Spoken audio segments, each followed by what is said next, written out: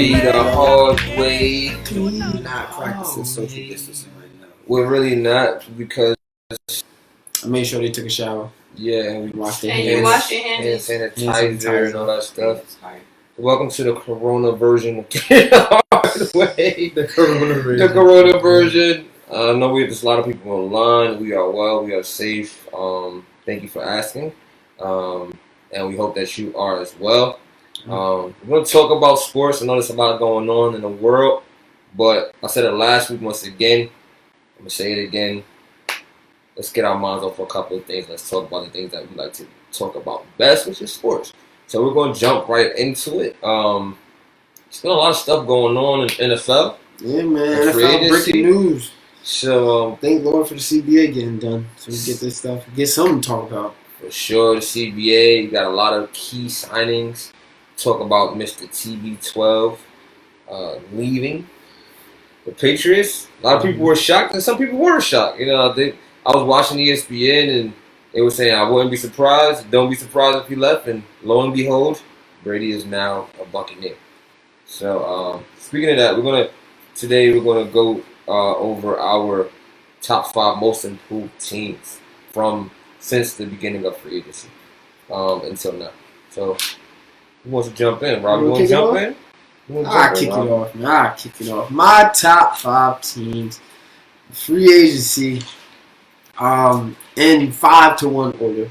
5-1. 5-1. So number 5 will be no. This I think these are the teams that made the most impact on their team. I got you. So this is out of the 5, this is the 5th. Right? Not saying compared to the rest of the NFL. But at number 5, I got the Saints. With the addition of Emmanuel Sanders, giving Drew Brees another target to go over there, kind of balances out the offense for them. I do expect a comeback year for Alvin Kamara. So offensively, I see improvements.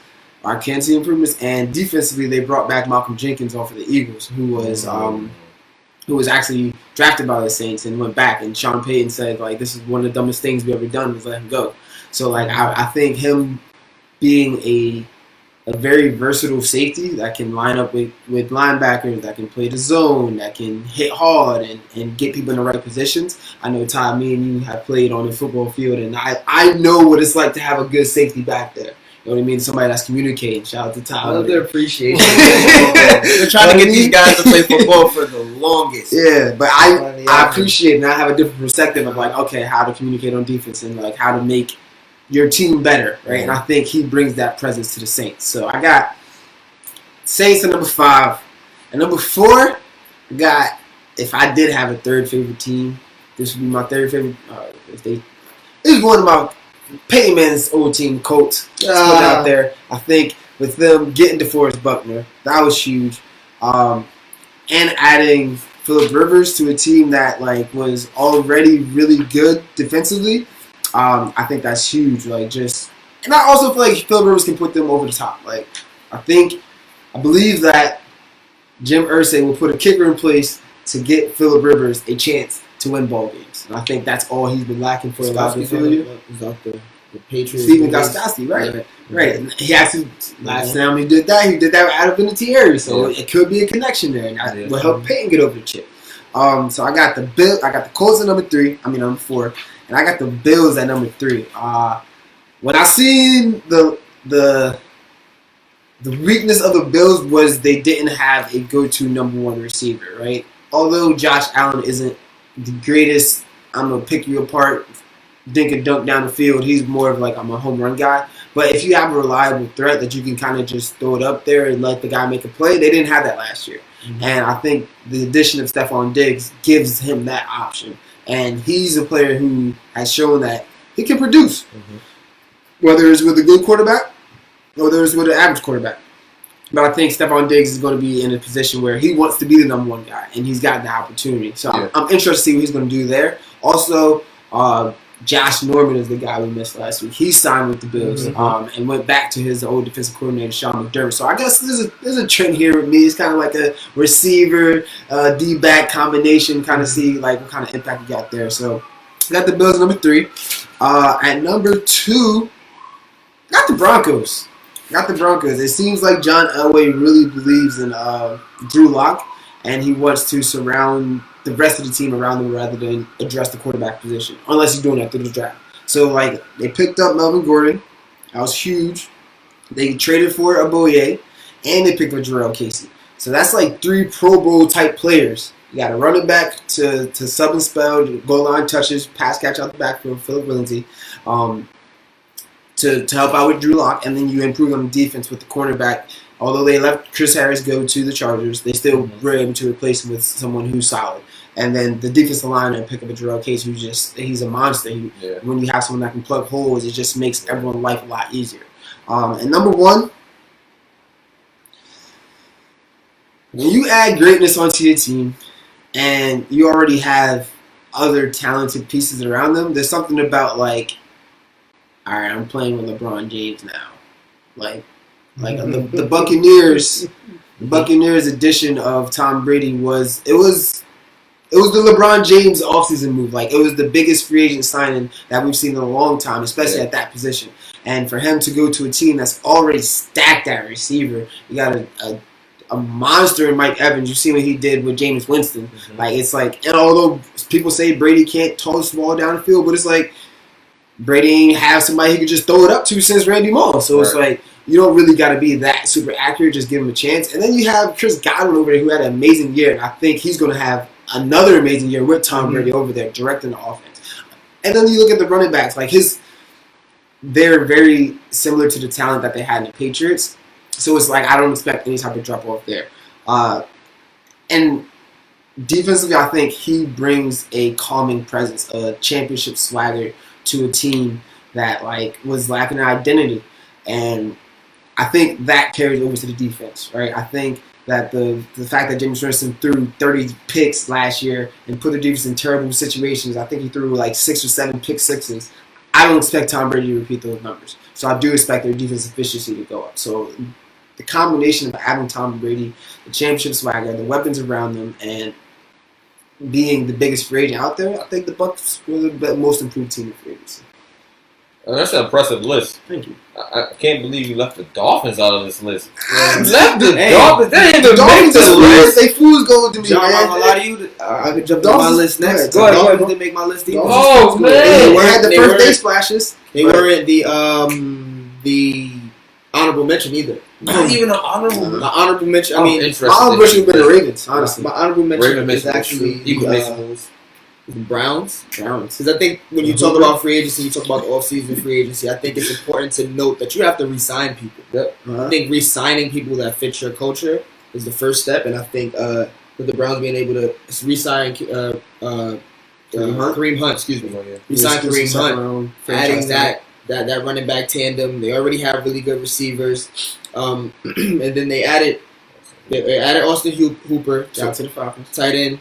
Add to that receiving core, which is supposed to be, the gunslinging Baker Mayfield. I mean, here's the part there. This is why, as a Browns organization, I like the move. Is your honorable mention? It's my honorable mention. I'm sorry. I'm giving them a lot of time.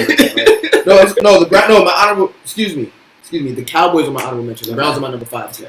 Okay. The Browns are my number 5 team in there. The Cowboys are my honorable mention. And again, it goes to being able to resign people, re-signing Dak. Cutting some of franchise tag, re-sign Amari. Right, excuse me. Franchise tag, let's be clear. They did not re-sign him. They franchised him, so he's only there for 1 more year as of right now. Mm-hmm. But they got rid of, the Byron Jones. A lot of the names on defense that weren't doing things, they're not there anymore. Even though they did re-sign Sean Lee, which I'm not a big fan of. But back to the Browns. The Browns, they made not only Austin Hooper, but they signed Case Keenum. And I think that was big. To like a decent contract too. It's like a 3-year deal on like Baker's ass right now. Okay. We gave you the team early in your career. When you think about guys that were given the team and had this type of potential, or this type, you think about Tom Brady, who was given a decent team. You think about Roethlisberger, who was given a pretty decent team. And you see how some of those guys turned out. Aaron Rodgers was given a pretty decent. And this is the type of career path that Baker Mayfield chooses, that says that he wants to be. He's the gunslinger. Brett Favre is his favorite quarterback of all time. That's what he models his game behind. So we're giving you the targets. We're also bringing in a system guy that has won before. In Case Keenum, he hasn't won a championship, but he's been in the playoffs. He's done more than you have for us in the first 2 years. He won a lot more games than Baker Mayfield has, and he's done it with the two receiver decent tight end system too. Mm-hmm. So if you can't, and we're giving, and also no discredit to the running backs that he had with Dalvin Cook and they had someone else over there. No, Murray. They had Latavius Murray over there at one point. Mm-hmm. So they're giving him basically a similar offense, saying if Baker can't get it done, we're still trying to win this year. So I think that was a big move for them, and you know, Baker, who's doing all the commercials, and you got people like me who's backing you. It's time to show him prove, brother. It's time to show him. They gave you an extra playoff spot. That we'll talk about later. They gave him an extra playoff spot. So hopefully he find his way into the playoffs this year. My number 4 team, I got Philly. I think Philly made really big moves when it comes to solidifying that defense, which let them down a lot last year. They also got rid of the receiver that let them down the most. Even though he was the most healthy receiver, so I don't know. Most healthy. Aguilar was the most healthy receiver, but you know, sometimes you got to cut ties with the city and some of the viral things. Unlike Aguilar. Exactly. So I think they've made big moves with Darius Slay, signing Mills and McLeod, and also adding a little bit of pass rush with Hargrave. Mm-hmm. My number 3 team, I think the Saints saw the moves being made, and before I even go there, a lot of movement were made in that division.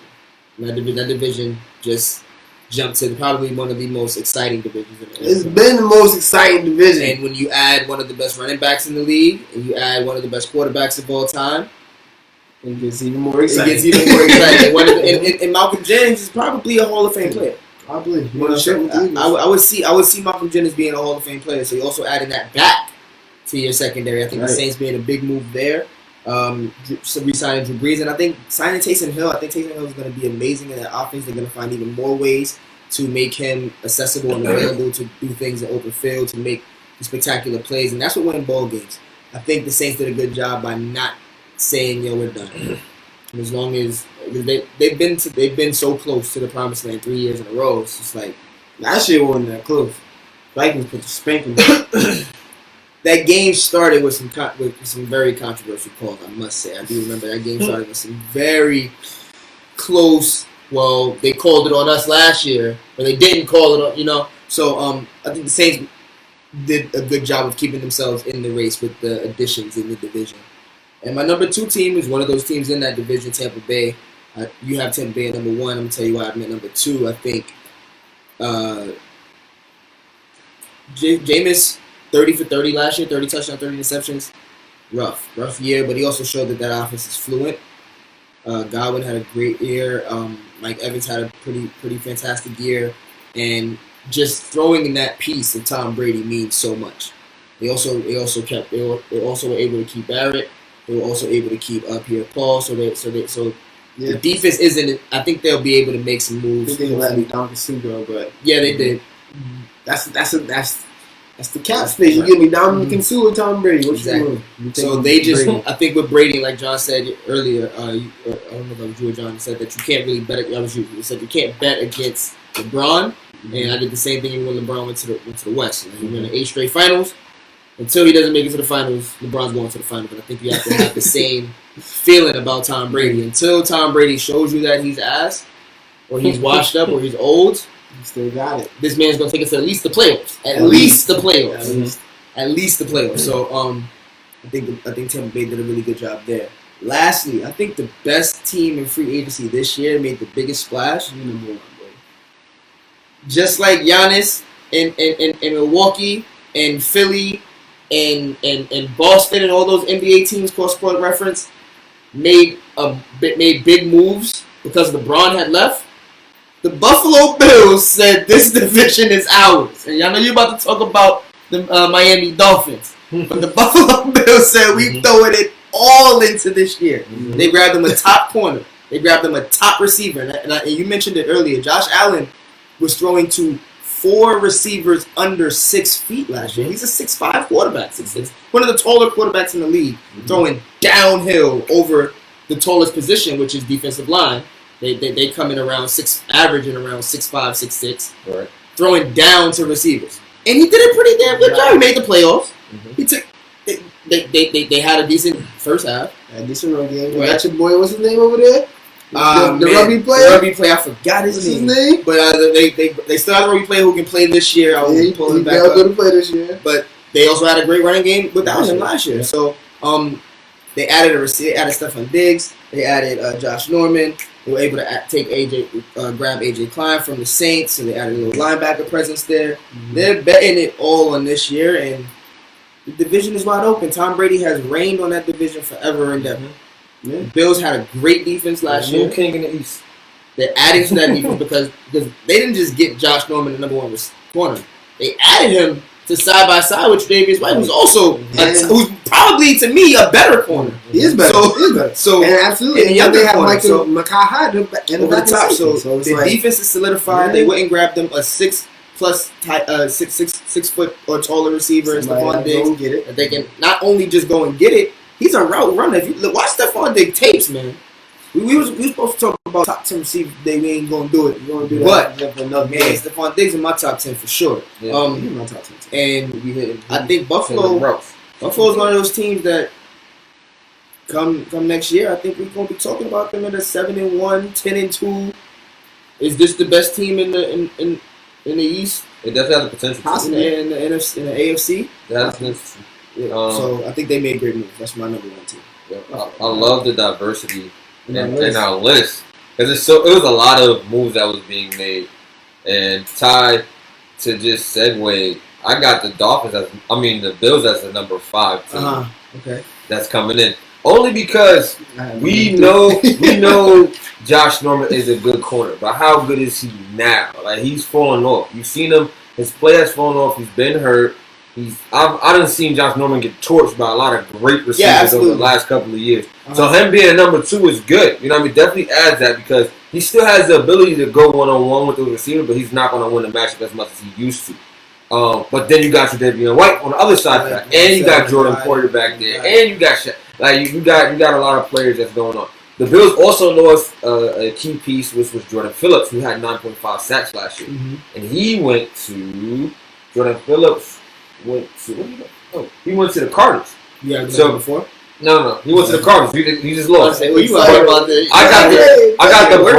So that's number 5 for me is the Bills. Definitely, Stephon Diggs is a big asset when you don't have anybody to throw the ball to. It does not get matter, right? If you got somebody who's an X factor, you know he's gonna get off the line. It's easier to just spot him and make a read. Like for him, he had to make a lot of tough reads, and a lot of that came down to him just running the ball. And I'm just going, you know what? Instead of me throwing his interception, I'm going to tuck him around. He still has that option to do so. So that makes that offense a lot more dangerous. How good do you think? I don't want to take you off your list too far. But how good do you think the Bills can be this year? I think the Bills have a chance to win the AFC East, especially over the run that they came last year. But they did a couple of pieces that they had left as well. So like that makes it different. Shaq Lawson left. He's not with the Bills anymore, right? So you gotta also think about that. How does that affect their pass rush? With, like I said, Jordan, he was their top pass rusher, Shaq Lawson, and then you have Jordan Phillips, who was the number 2, which is 9.5 sacks a game. So when you lose those two people, that makes a difference. Now you gain the availability to cover.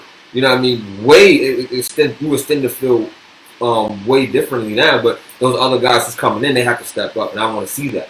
But I got the Browns as number 4. The reason why I got the Browns number 4 is because one of the reasons why my man was seeing, he just was throwing a lot of interceptions because he didn't have time in the backfield. So now they added Jack Conklin, who was a Pro Bowl, who was a Pro Bowl tackle for them. And then on top of that, you add Austin Hooper, and then they're going to run the ball a lot. So now you got a 2 tight end set. You know what I'm saying? You got a 2 tight end set. You got 2 tight ends last year. Tight ends. It's not Austin Hooper. It ain't Austin Hooper. Man, right. And Kareem Hunt is back as well. So you got Kareem Hunt. Don't forget, my man had a great year last year, Nick Chubb. So you got Kareem. You got a dual running back threat. You got the play action threat. If I want to just have 2 receivers and 2 tight ends and do play action all day, then I can, because you have to respect both of them. I can throw to anybody. I don't have to line up 4 wide. I don't have to spread out. Like I can literally stay in this formation the whole game, and you have to respect it. It makes his reads a lot easier too. Especially now, you got OG Beckham. He has a year under his belt playing with him. Jarvis Landry had a great season last year, right? And then you got Nick Chubb and Kareem Hunt. It's going to be a lot of different offenses that he's going to see. I think that this year we put a lot of pressure on him coming off his sophomore year, and it was warranted because the way they came out was talking on that dog hog maul stuff. So this year is like this year is like now it's put up or shut up time. And I think that they got the message. We're gonna see how the Browns come up, but they're my number 4. My number 3 team. And as much as you say, like I like the reference you said, I'm playing with LeBron James. Imagine playing with LeBron James and D Wade. So I got the Cardinals because you got D Hop and you got Larry Fitz and Kendrick Drake at the end of the season turned up. You know how explosive he is. Came from the team that you. I understand your reference. But I ain't calling D-Hop LeBron. Because we want to save that conversation to the end because we have a debate at the end of the show about next week. Actually, not this week, but next week about the top 10 receivers. That's a sneak preview. I like how you segued that in there, Rob. With that being said, segue my favorite. The Cardinals made a big play. I think that they made a great move to get D-Hop. They unloaded the David Johnson was clearly angry, and let's be honest, Kendrick Drake outplayed him this year. Kendrick Drake he outplayed him this year. He did, and he's a better bat at the moment right now. Especially for that offense, maybe for the offense. On top of that, I mentioned to you that Jordan Phillips went over there as well to match up with Chris Jones, who's a D-tack. Chandler Jones, who's a D-tack, DN. So who's a DN. So like that also puts in the play as well. Puts that in play as well, and then you still have Patrick Peterson in the backfield, and you're working on getting some draft picks. So like their offense is going to be clicking, their defense is going to be a little bit different. They signed Devondre Campbell from the Falcons. Devondre Campbell, and they got Leonard Kennard, who's Devon Kennard. Sorry, he's a former Giant, solid defensive linebacker. So it's going to be different. Like to see the Cardinals this year. I had some hope from Arizona, and then the Kyler Murray as well. He has some targets to throw to. I believe in Kyler, man. I believe in Kyler. So I want to see this. The way he scrambles, bro, like Baby Russ Wilson. Like he be throwing that thing on dart. So it's gonna be real interesting. Seeing LeBron James, and D Wade on the field, and Kyler Murray, the young Kyler Murray. It's gonna be real interesting to see that. So that's number 3. Number 2.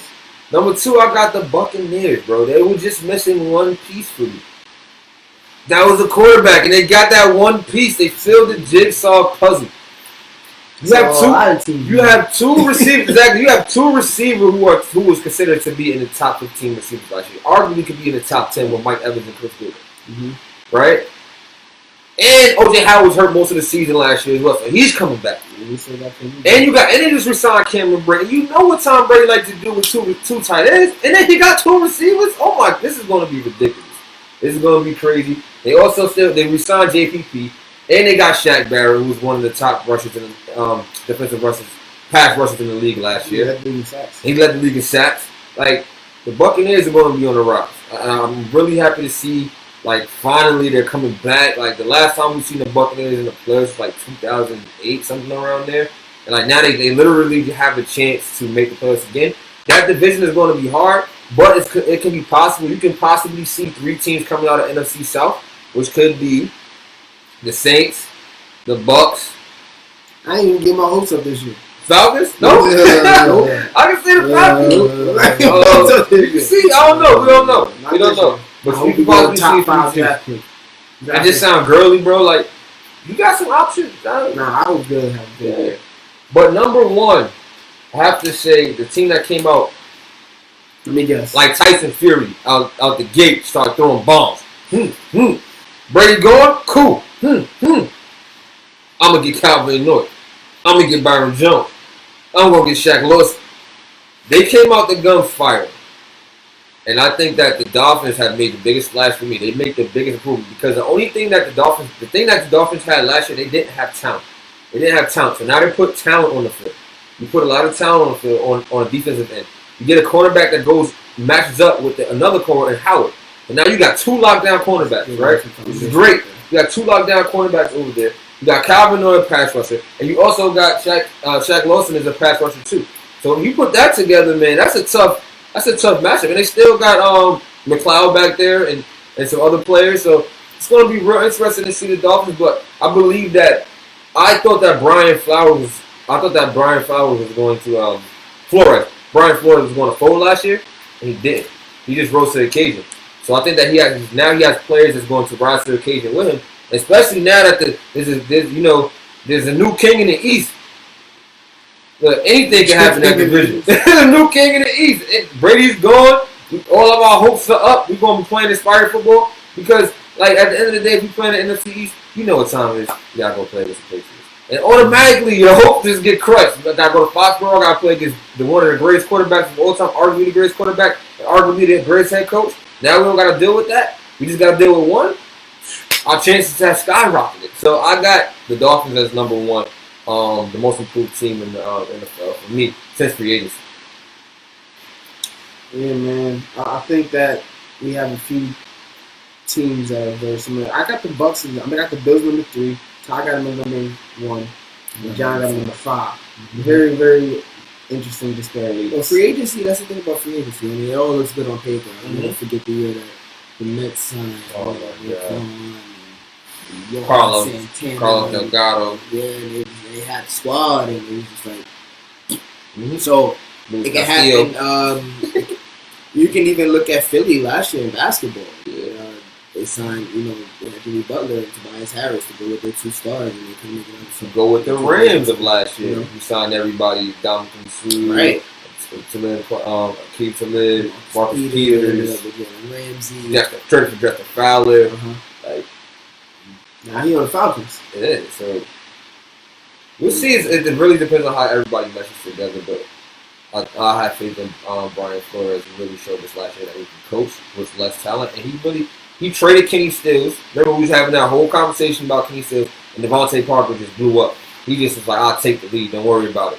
You know what I'm saying? So like, it's going to be really interesting to see that AFC East. That's the next question is, what is our playoff position going to be with that? When free agency is done, because I feel like it's a lot of openings, a lot of room, a lot of movement is going on. Who you think makes the playoffs? Yeah, but who's your preseason prediction to come out? Each division. Yeah, I mean, not right now. After free agency is over. You asking that question? And the draft. Right now? That's the next question. And the draft. That's the next question. That's save that for next week. Yeah. All right, cool. I like that. No doubt. Tune in next week to see who our divisional favorites are. I'm going with the Giants. I don't care. Maybe not next week, so I feel like drafting next week. But move us along with some of this news that we got going on. We got some new stuff. Some new stuff. NFL CBA is still kind of new. We talked about it previously before. I think now is a good time to kind of go a little more in depth with it. Some of the changes, you got 17 games now, as early as not this coming season, but the following.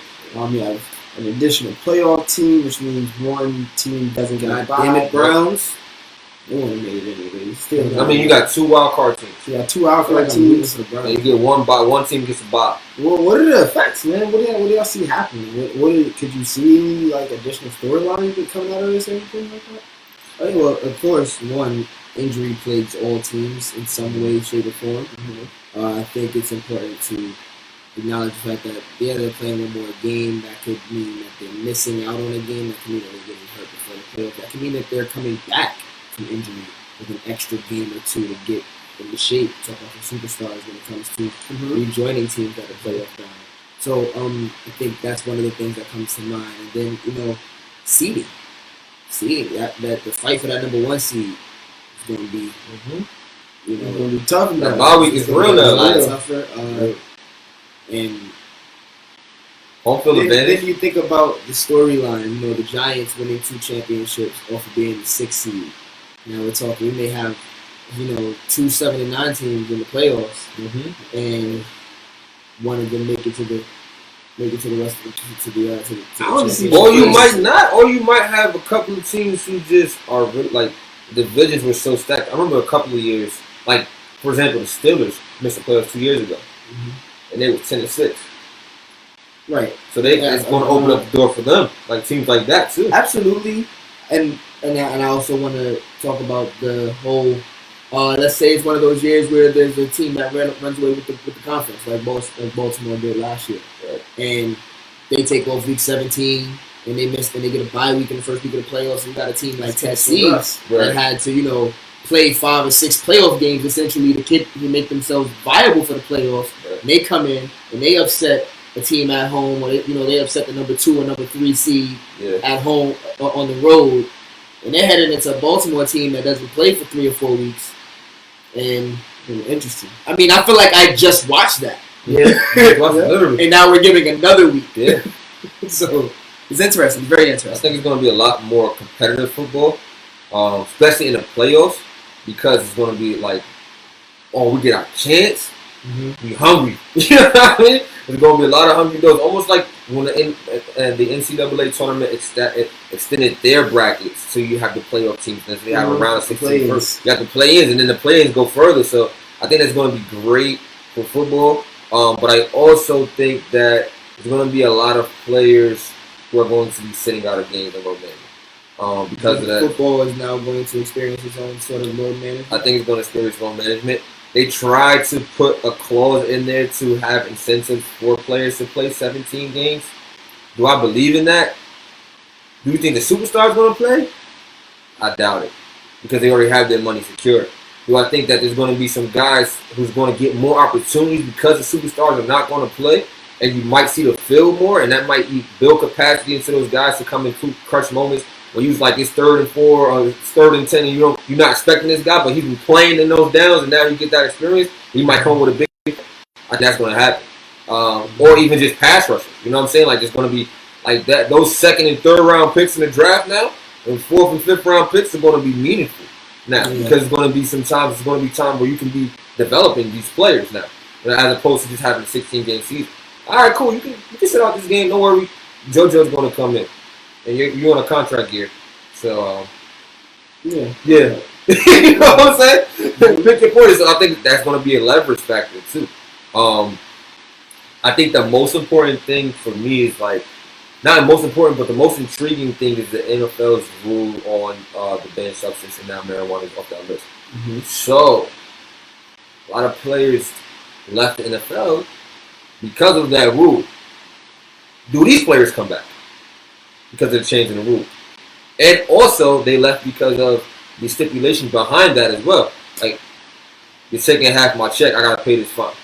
So now also in the CBA rule is that there's going to be reduced fines from clubs and from the NFL. So, like, the fine amounts are going to be reduced.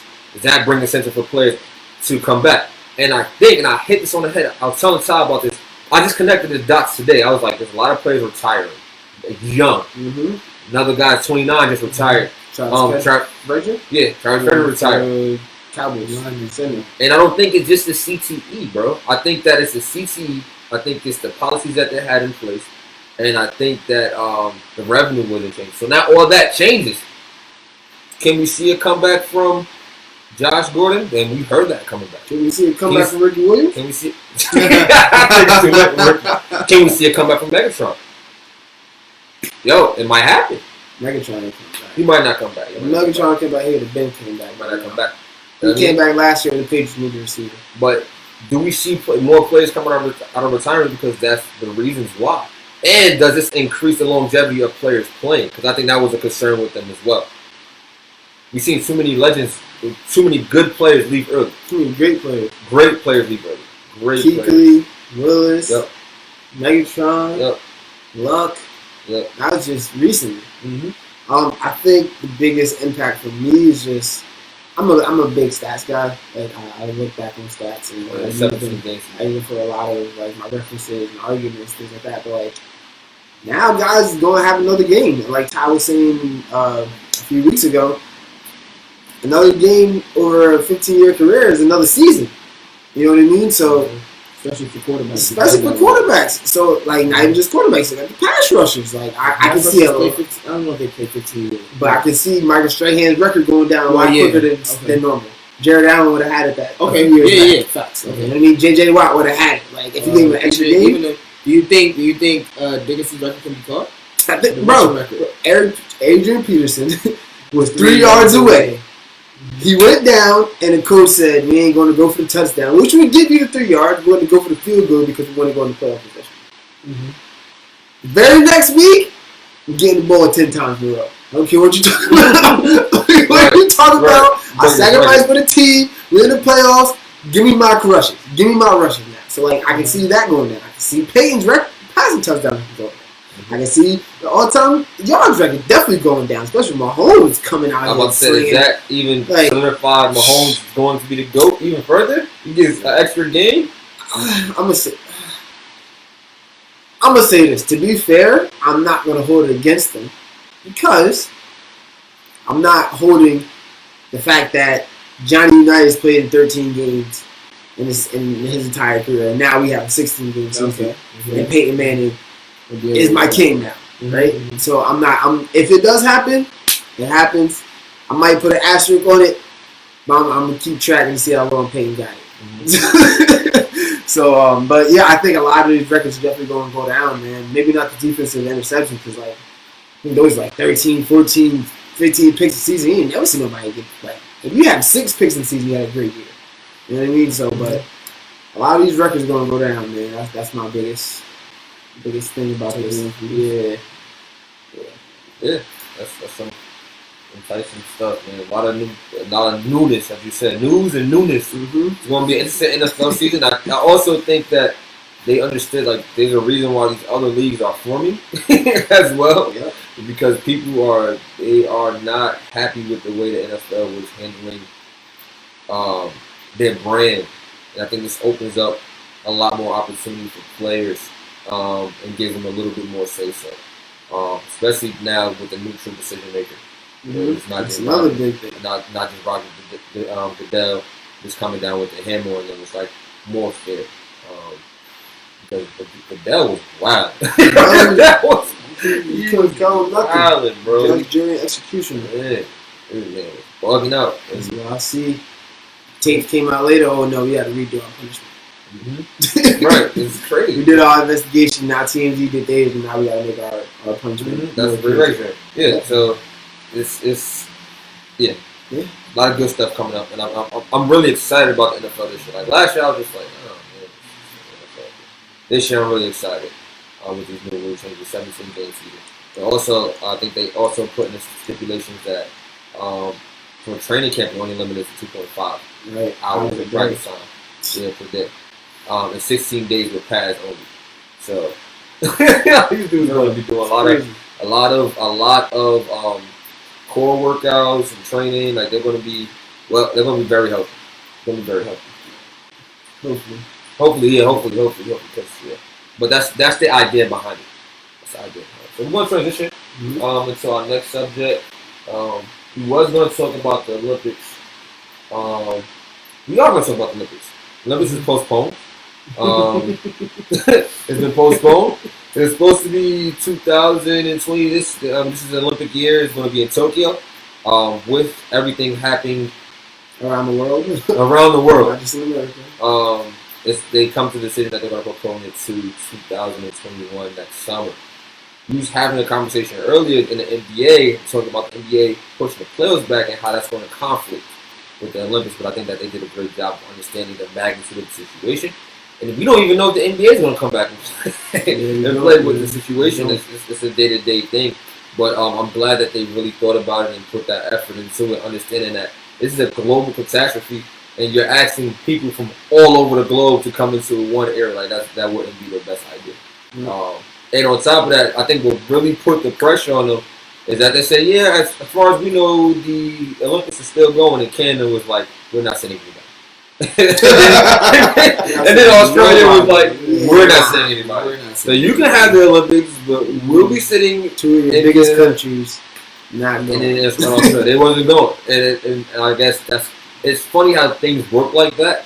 You have to kind of create a stand in order for people to realize the magnitude of the situation and changes to be made, because ultimately it's just like the safety of your citizens, the safety of just the people in general. And they did a great job of going back. So I'm looking forward to see 2021. to see the Olympics in Tokyo. Let's go Team USA, baby. You're right. Man. Olympics is always a fun time of the year. Sad they had to push it back, bro. Sad they had to push it back. But with today's event, it's the first time in 125 years that they pushed it back, bro. It's crazy. A lot of things being pushed back. It's not just the Olympics. You know what else being pushed back? LeBron headline. I'm just playing. Shout out to Brown, bro. Bronny! Hope you get a chip. Let it go! That's just my quick little segment.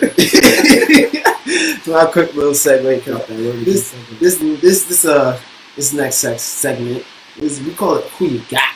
Who you got? So we're gonna take two different people and compare them and debate on. And this is one of those 3 to hard way specials, right? 4 o'clock in the morning, lady downstairs beating on the roof because we too loud, because we arguing. These are the type of conversations. Sorry, Miss Tracy. Sorry, Miss Tracy. We apologize. Sorry, I'm so far. But for this one, there's a. I'll just play. Speaking of LeBron, he said that he's not chasing MVPs. He's chasing the greatest of all time. That's what he said. So, question we have for this segment is, what does LeBron need to do to catch the ghost in Chicago? I'll jump in here because John is going to be completely negative. I'm not going to be negative. What does he need to do I'm to catch relish the ghost in Chicago? Keep it 100, as he says. So I'm going to preface this by saying that I am not a LeBron James diehard fan. Am I a fan of LeBron James? Absolutely. Am I one of the witnesses to King James? No, I'm not. I'm a D-Wade fan. So I've had 2 of your chips. Witness in Miami. You was a witness. And that's why I want to preface this with the way that it is. So I have grown to love Braun. Braun brought my team championship. You a LeBron witness. You will too. You a LeBron you will too. However, there was a time when myself and John had a conversation in the gym, 296 gym to be exact. We were shooting around, and this was LeBron coming off of his loss. I believe this was the loss to the Spurs in Miami. It was coming off of that. Second time? And yeah, this is right before he left. This is before. In fact, he may have been in Cleveland at the time. This may have been going on while this is like November. While he's in Cleveland, the year still starting. And we spoke about LeBron James and what he needed to do to be at this point 3. I think he was 3-3 in the finals at this point now, or was he 2? No, he's 2-3 or 2-4. 2-4. He lost 1 to the Spurs, lost 1 to the Mavs, lost 1 to the Spurs. So he's 2-3 at the time. 2-3. 2-3 at the time. He won 2, lost 3. So he's 2-3, and we have the conversation of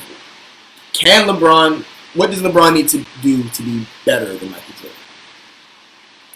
And since then, John's response to me was, you remember your response? Yeah.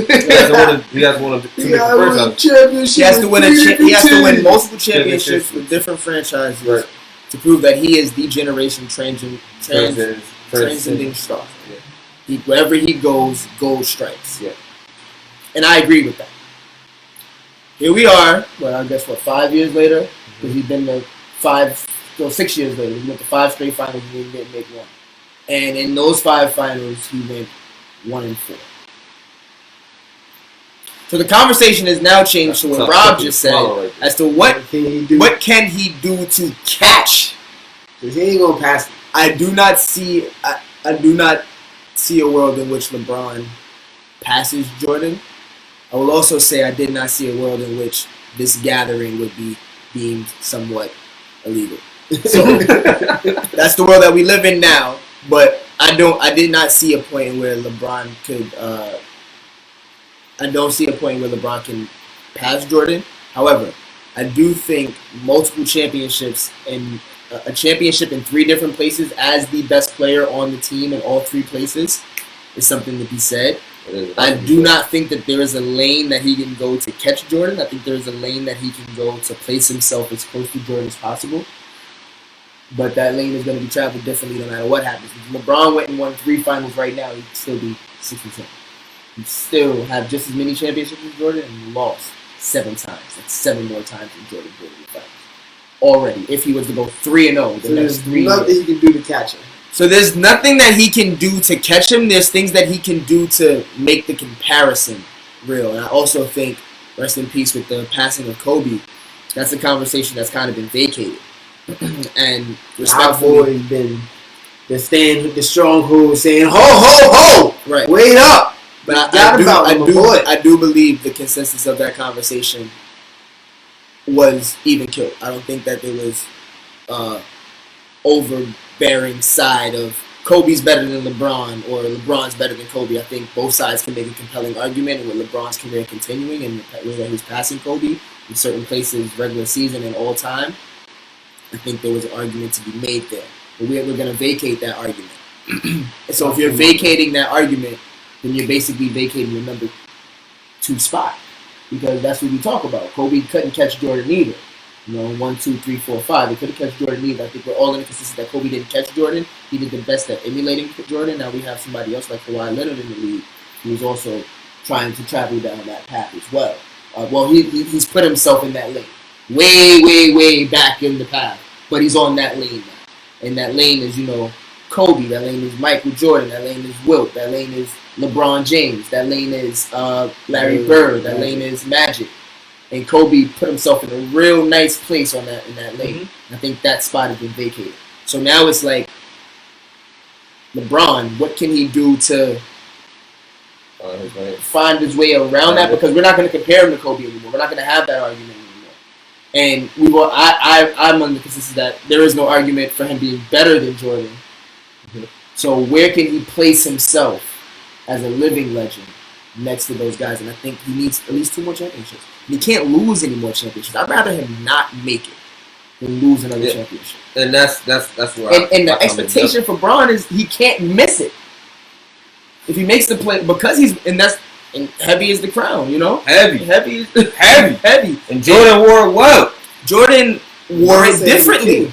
Jordan wore it differently because if Jordan didn't play only 6 years in the league.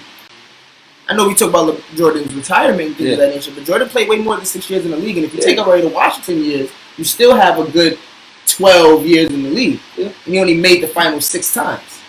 So there's a different lane that LeBron is taking because he's lost so many finals. Jordan never lost the finals, but Jordan's lost multiple playoff series. And that's why LeBron did. And that's why I think LeBron can catch Jordan and he can possibly surpass him. And the way that he has to do it is when we think of Michael Jordan, there is a myth, and there is a like almost like a godlike era to Mike. 2 3-peats never been done before. Mm-hmm. Most scoring titles ever. Mm-hmm. MVP, defensive. That's all part of catching. That's what I'm saying. So, what LeBron is doing now is, if this man, create his legend. Right, he has to create a bigger legend than Mike, and you have to come up with something else that nobody's done. Look at Mike and be like, yo, Mike is crazy, but LeBron, oh my God, that's crazy. So, and that would just get him to be a competitor. You're saying that? No, that was that for me. You have to surpass the legend of Michael Jordan to be better than Michael Jordan. And what that would mean for me is, if he goes to the Lakers right now and they win the 3-peat, if they go 3-peat right now, that means he would have 2 with Miami, he have 1 with Cleveland, and he have 3 with the Lakers. Now, that's not enough. Not the pass. Now wait. To put him in there. Like, I'm gonna tell you why. What I'm saying is part real close. Interesting to me. Because what did Jordan do a year when he was 39, 40, and 40? And that's what I'm saying. He stumped it up. That's what I'm saying. That's my point. If he does that in the latter, on to your point. Yeah. I'm linking on to your point, saying that if he can do that in the latter part of his career, on top of that, remind you, he's been to 10 NBA. He's been to 10 NBA Finals. That means that he'll been to 13 NBA Finals. Has anybody been to 13 NBA Finals ever in the history of basketball? Bill Russell probably did. Bill Russell got 10 chips. I don't know if he got 11 chips. He got 11 chips. He got 11 chips. Did he lose any? No. That's 11 times to the finals, I knew. That's still not 13. I hate it. It's still not 13. So my argument with LeBron James was that he's never been dominant. Like, for me, I felt like he's never been dominant like Mike.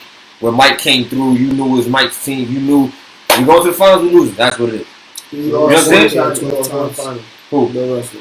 Bill Russell. All right, so he won 12 times. He went 2-11-1. Now, on top of that, if he does that, he has a high percentage of passing Michael Jordan. He's going to pass Mike. That's the most finals appearances, 12. 12. Mm-hmm. So 13, that would mean LeBron James had the most finals appearances. Mm-hmm. He's going to have the most player points of all time. If he goes 13, Absolutely. He might pass Kareem in having most points of all time. In history. He's going to be the top 10 assist person of all time with scoring. If that's not enough to beat Mike, bro, on top of the 6 championships, then there's nothing. There's nothing that he can do. I'm gonna tell you. There's one thing. Possibly nothing that he can do. But I think that would if he three-peats for LA. Mike ain't never did. That we ain't never seen. Mike ain't leave a team and come back to a different team and win shit, and then go to another team and win 3, bro. He's never done that. I get it. He didn't leave the team and come back. But under a different system, under a different coach, with different he's my case. LeBron, he can win that. Even if LeBron does win 3 chips, cool. Steph Curry got a ring. Kawhi Leonard got a ring. Kevin Durant got a ring. Timmy got a ring in there. All these people got rings in the LeBron ring. Right. Malone ain't got no ring.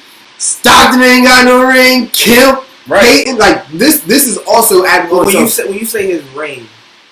When you say LeBron's ring, there are people that have lost out on getting championships. There's only in Michael Jordan's reign. There's only been one team that got a ring in his reign, and that's when he retired. And this is when perspective comes into it, because you never had a team that say, you know what, we can't beat him. You know what we gonna do?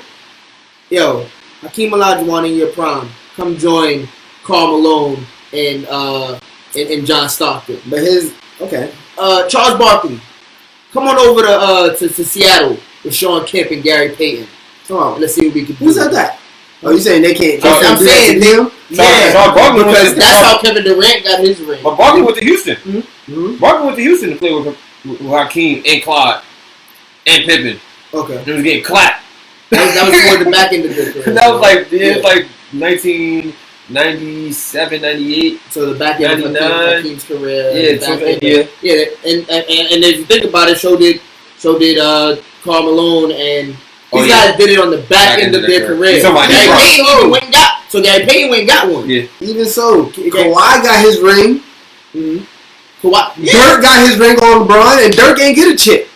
Dirk, that was his only chip. He couldn't win a chip until he played LeBron. I'm not saying that's the goal, but I'm just saying here's a narrative of a person who hasn't got a chip, went against LeBron in his ring and got his chip. What about the redemption story though? So if you go back to Cleveland? No, I'm talking about just LeBron James, because he's been scrutinized and he's come back multiple times. Like LeBron James, when he left Cleveland and went to Miami, was a villain, went over there, went to Cleveland, played against the greatest team of all time, beat them, right? And now he comes back and wins 3-peats with the Lakers, bro. Still ain't better than Jordan, because he got 6 losses in the finals. But he will have 6 losses and 7. You have 7 losses. You have 7 losses and 6 wins. That combine that together. Jordan didn't make the playoffs. Didn't make the finals. You gotta lose your record in the finals. Hey, you get there and you lose. It's something to be said by getting there. It's something to be said by getting there. It's something to be said by getting there and not losing because you're every one of his losses were against dynasties except one. Michael Jordan ended dynasties. What dynasty? He didn't play the same team multiple times. He didn't play any same team multiple times. He ended the Celtics. He ended the Pistons dynasty. And they kicked his ass before he actually made it to the finals. And then he ended their dynasty just like LeBron ended the Pistons dynasty too. LeBron ended. Okay, he did. Right? He ended their dynasty because after Mike came, the Pistons was done. And he ended the Celtics. When you say after Mike came, after Mike beat them. After Mike beat them, so after he beat them, after LeBron beat the Celtics too, they were done. Cool. But they had already got them. So that's the case. He ended the Lakers dynasty. They got chips. He ended the Lakers dynasty. Bird got chips. Magic Johnson got chips. I'm talking about because his got chips during Jordan's playing. I'm giving LeBron a pass his first time making it to the finals in Cleveland. And he made it to the finals way faster than Jordan. I'm giving him a pass for that because if you want, I'm giving him a pass for that. Cool, you got that. I'm saying when he got to Miami, who are the people who got chips? Okay, once he got to Miami, who are the people who got chips? Yes, outside of Dirk, all of those big names. Paul didn't get another one. Kevin Garnett. These are people. Paul didn't get another one. Paul Pierce didn't get another one. He didn't get another one. But what year are we talking? Jordan didn't get one. I'm talking the year he joined LeBron. The year he joined Miami. 2008. Everything from there. Everything from the year he joined Miami. 2009. So 2009. Who are the best players in the league? Chris Paul still does not have a championship. The best players in the league was LeBron James, Dwayne Wade. And the other ones. Kobe wasn't the best player in the league? Whoa. We vacated that conversation. Because Kobe was the best player. Kobe didn't get one after. Kobe never got one. Carmelo Anthony never got one. I'm naming guys that were good. The year, alright, let me put it like this. Timmy got one, Kawhi got two, Steph got two, KD got one. Got two. KD got two. But how did he get those two? And that's what I'm saying. Perspective plays a huge role in this because he got those two by joining up in the middle of his prime. It's not like he joined up at 32, 33. He joined up to guys that were 25, 26 years old, younger than LeBron. What about when LeBron had just beat them? What about the year he also beat Timmy in them? What about the year he lost to Dirk? That's the one. And he was in the prime. So I can't say nothing about that one. When Mike went to the finals, that one. So, in that case, he got to win 7 championships. He got to win 4 in a row. That's what it's going to take for him to beat Mike. if it ain't 3 would catch Mike? Facts. 6. Mike's still better than him. To me, they got to take 7 of him and be like, all right, okay. So, let me just put this in perspective. Mm-hmm. He's going to be the leading scorer of all time. Mm-hmm. He's going to be top 10 in assists. Mm-hmm. But it's always come down to championship. And he's gonna have the same amount of chips as Mike. He's gonna have the same amount of chips. LeBron ain't got the Mike. Defensive Player of the Year, and he ain't more than a one-time scoring champ. And he's 6-0, and he ain't 6, and he ain't undefeated in the finals. I don't know. To me, that all cancels itself out, and it comes bro, 13 chances at the finals has never been done before. There has to be something to be said about and that. 12 has been done. No. And that's what I'm saying. And 12 has been done. And the record for 12 is 11-1. So if you go 13 and go 6 and 7, is that really saying that much? It is saying much. It is saying a lot. Because it's not. It's rare. It's not rare. To me, that builds his own resting space on that way to greatness. I take 4, bro. Wherever it is next to Kobe's vacated, memorial, and the rest of the guys that all the us have fallen short of Michael Jordan's complete dominance of his time in the league. Mm-hmm. If he does what you're saying, I think the argument would be more on Rob's side of, I hear you, 13 is cool, but he lost 7 times. He lost more than he won. I hear you. He lost to nothing but dynasties outside of the Mavericks team. He might end the dynasties. But he will have his argument. It would be a valuable argument, though. I don't think it would be a winning argument. I think it would be an argument. Right now, it's not an argument. For me, right now, it's not a Mike is better than LeBron. And you know that from... If anybody asks me, I thought you'd be different in this conversation. Exactly. But you asked me what it needs to take to catch him. I'm saying this as a Lakers fan. That's the only way I can have that conversation. Where I'm battling with Mike. That's the only way. I promise you, I'm gonna have this record.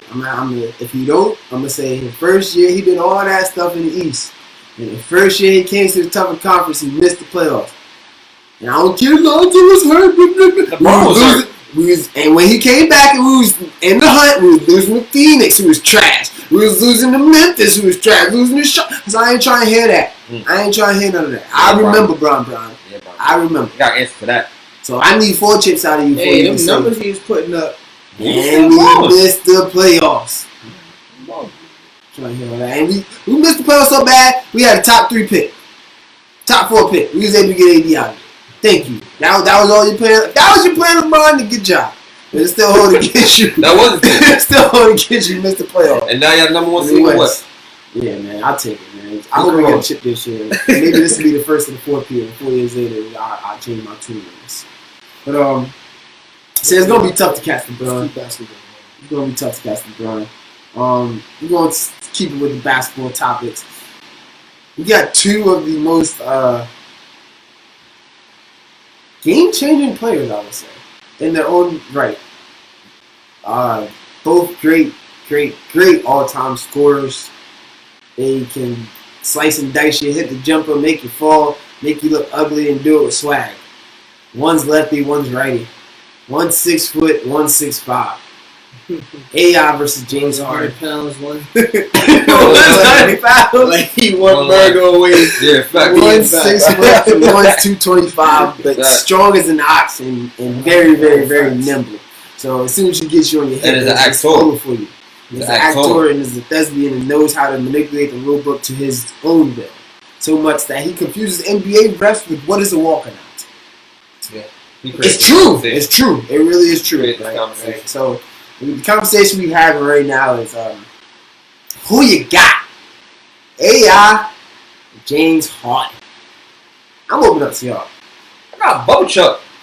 Bubba Chuck gut, boy, what? Yeah, Bubba Chuck. And the reason, not just because AI was a generational icon. AI is an icon. To this day, people still look up to Allen Iverson. Do I think that James Harden has the ability to do the same thing? Yes. But one thing that Allen Iverson did that James Harden did not do to this point is put the team on his back and take him to the finals. Okay. AI ain't looking for no corner. It's straight buckets. crossover, step back. Come here, Tyron. Nah, AI used to play for calls too. Yeah, he did but he wasn't looking for calls. He's getting buckets. He's getting fouled. AI was getting when it comes, that's the difference. AI wasn't looking for nothing cheap. AI getting killed. AI wasn't looking for nothing cheap. AI was falling on his elbows, head, shoulder, knees, and toes. Mm-hmm. Like AI, and he was falling. He was getting hurt by guys 3 times his size, and guys that were allowed to hit a lot harder. Pound for pound, the best scorer, bro. Like pound for pound, arguably the best player in the league. Pound for pound. I mean, here's this is another reason why I gotta go with AI. He was playing as a 2 guard. So that means AI is 6 foot. The NBA say 6'1". We know. AI 5'11". He about 5'11". Bubba Chuck about 5'11". Goes this dude's about 6'4", 6'5", 6'6". He came in with Mike. He had to play against T-Mac and Kobe. He crossed. Yeah, Mike got him back. Came back and dropped 35. Yeah, got the W same game. Murder Mook. Yeah, Murder Mook. Shout out to Murder Mook. Yeah, shout out to Mook. But AI, Bubba Chuck, man, you couldn't guard that man, bro. Forget it. Yeah. Because you big enough Philly, and then you gonna shout out Murder Mook. Oh yeah. Kill Philly. He definitely killed. I wasn't even thinking about it like that. Man. Dang, I wasn't imagining. But anyway, AI, bro. The fact that he was 6 foot, and he had to take all these shots that was contested. He really opened the lane up for everybody else. All your Steph Curry, bro. All your James Harden. Thank you, AI. When you doing all that dribbling before AI, there was none of that, bro. Like, remember the game was more about space and pace, pass the ball, triple threat, get into rhythm, come up for screens. There was a whole bunch of Reggie Millers, Jeff Hornaceks, a whole bunch of guards. Yeah, I'm talking about guards. I remember the game where he tossed it down to the big man and he had to draw the double team. And then that was the open shot. And then the play from that was set down screen for the guards to get open and shoot the 3. You had a whole lot of Nick Andersons, a whole lot, you know what I mean? Nick Andersons. You had Brooke Hamiltons, bro. I mean, Jamal Maverick was one of them guys too. Who can catch you up the screen. Ray Allen, like all those were the 2 guards. AI came and opened that whole lane up for everybody. So don't matter how tall you are, I can hoop. Like I'm a 2 guard and the point guard's body, you gonna catch this work, and that's what it is. And I think that the fact that he did that in a league where it was nothing but big. He had to play against tougher bigs than James Harden do now. That was a league of the big men. He had to go against Pat Ewing, the Kembe Mutombo, he wanted to be on his team later. Shaq, he had to go against Zoe. I mean, come on, bro. Yao Ming at times. Like, you gotta go against all these guys. Tim Duncan, David Rock, like, and he's going in the lane fearless. Man, come in with this crosser. You take that. You know what I'm saying? So I got AI, man, just for all of that and the fact that on top of that, he was a 30-point scorer and he averaged like 5 assists. So that's nothing. He averaged 6. He averaged 6. He's an underrated scorer, underrated pass defender. I won't say on-ball defender because he's 6 foot. There's nothing you can do when the dude posting you up. You got to shoot over the top. You can't do that. Exactly. There's nothing you can do. Ask Kyrie versus Kobe. That's Kobe that beat AI in the finals. And Kobe beat AI in the fact. And yeah, man, I got AI, bro. Yeah. This is a tough one for me. Love me some James Harden. I love how he can just manipulate the rule book. But the selling factor for me and the deciding factor for me was who had the more memorable playoff moments. Like, they're both dynamic scorers. Like, when it comes down to it, and you need your star player to show up big, you can depend on Bubba Chuck. Mm-hmm. He gonna come out there and he gonna come out there and give you 40 game 7. It might be the loss. It might be the loss, but he going out there and give you 40. That's a fact. I'm going for 40. Yep. Whether I get to the line or shoot these mid ranges, I'm getting 40. And the heart is the difference. Mm-hmm. Hey, I can tell that he really, really, really wanted it. He wanted to show it in the playoffs. Currently, as we speak, with James Harden, I cannot say the same. He in the biggest moments of the playoffs, he ain't giving you 40. He's giving you 40 shots and about two, 3 terrible walks, and about very low shooting percentage. Yep. Right. So he gained 7%. That. I trust that James Harden is going to fix it at some point in time, but as far as right now, I've seen AI carry a team to the finals with him being the main guy. I haven't seen James Harden do the same thing, right? Granted, he lost. But I've seen AI be, I'm going to win it my way, and I'm actually winning. And I'm giving him the nod over James Harden right now because of the winning factor of James Harden, because he decided, or he took teams to the finals. And that's why I got AI over Harden. Who you got, Ty? This isn't. The more and more I think about it, it becomes more and more tough. When I write it down on paper, it becomes a little bit easier. But I want to talk about the differences and the similarities in both of their games. I think John mentioned it earlier. The crossover ability of Allen Iverson was never brought to the game before he brought it out there. It created a call because of Allen Iverson. Risk carry. James Harden is literally, and I'm just going to compare a little bit. James Harden is literally adding a whole extra step into the game of basketball to the point where we have people online right now arguing over gather step or walk. Gather step or walk. We watch James Harden gather step 4 steps backwards directly in front of a ref, and the ref called a foul in the defense. And then Steph Curry tried to do the same thing. So we're talking, and that right there is the comparison. Yeah. Because Steph Curry, a superstar in his own right, more MVPs than James Harden, more finals championships than James Harden, tried to do the same move and was called for a travel. James Harden is that, what is the word I want to use? He's taken that initiative. He is that much of a leader in the league in that right. Ignorant, bro. It's the word that I'm looking for. But it starts with an I. He's one of his kind. Innovator? Yeah, he's an innovator in that right. Thank you. Let's move on to the gameplay of both of these gentlemen. Both volume shooters. So it's not fair to say that Bubba Chuck is going to give you 40 a night, because James Harden is averaging more points than Bubba Chuck ever averaged in his career. And Bubba Chuck was a scorer. Allen Iverson was a scorer. James Harden does it differently. Allen Iverson will mid-range you to death, bring you out top, and take it inside and create that space between the paint and the 3-point line where he can live. And then as soon as you step up to that spot, the 18-foot spot, I'm going to go by. You're fast enough, I'm nimble enough. And, shout out to Kyrie. He's a really good finisher. He's a great finisher at the rim. James Harden also an amazing finisher at the rim. Yes, he gets a lot of love for the crossover and the step back and the travels.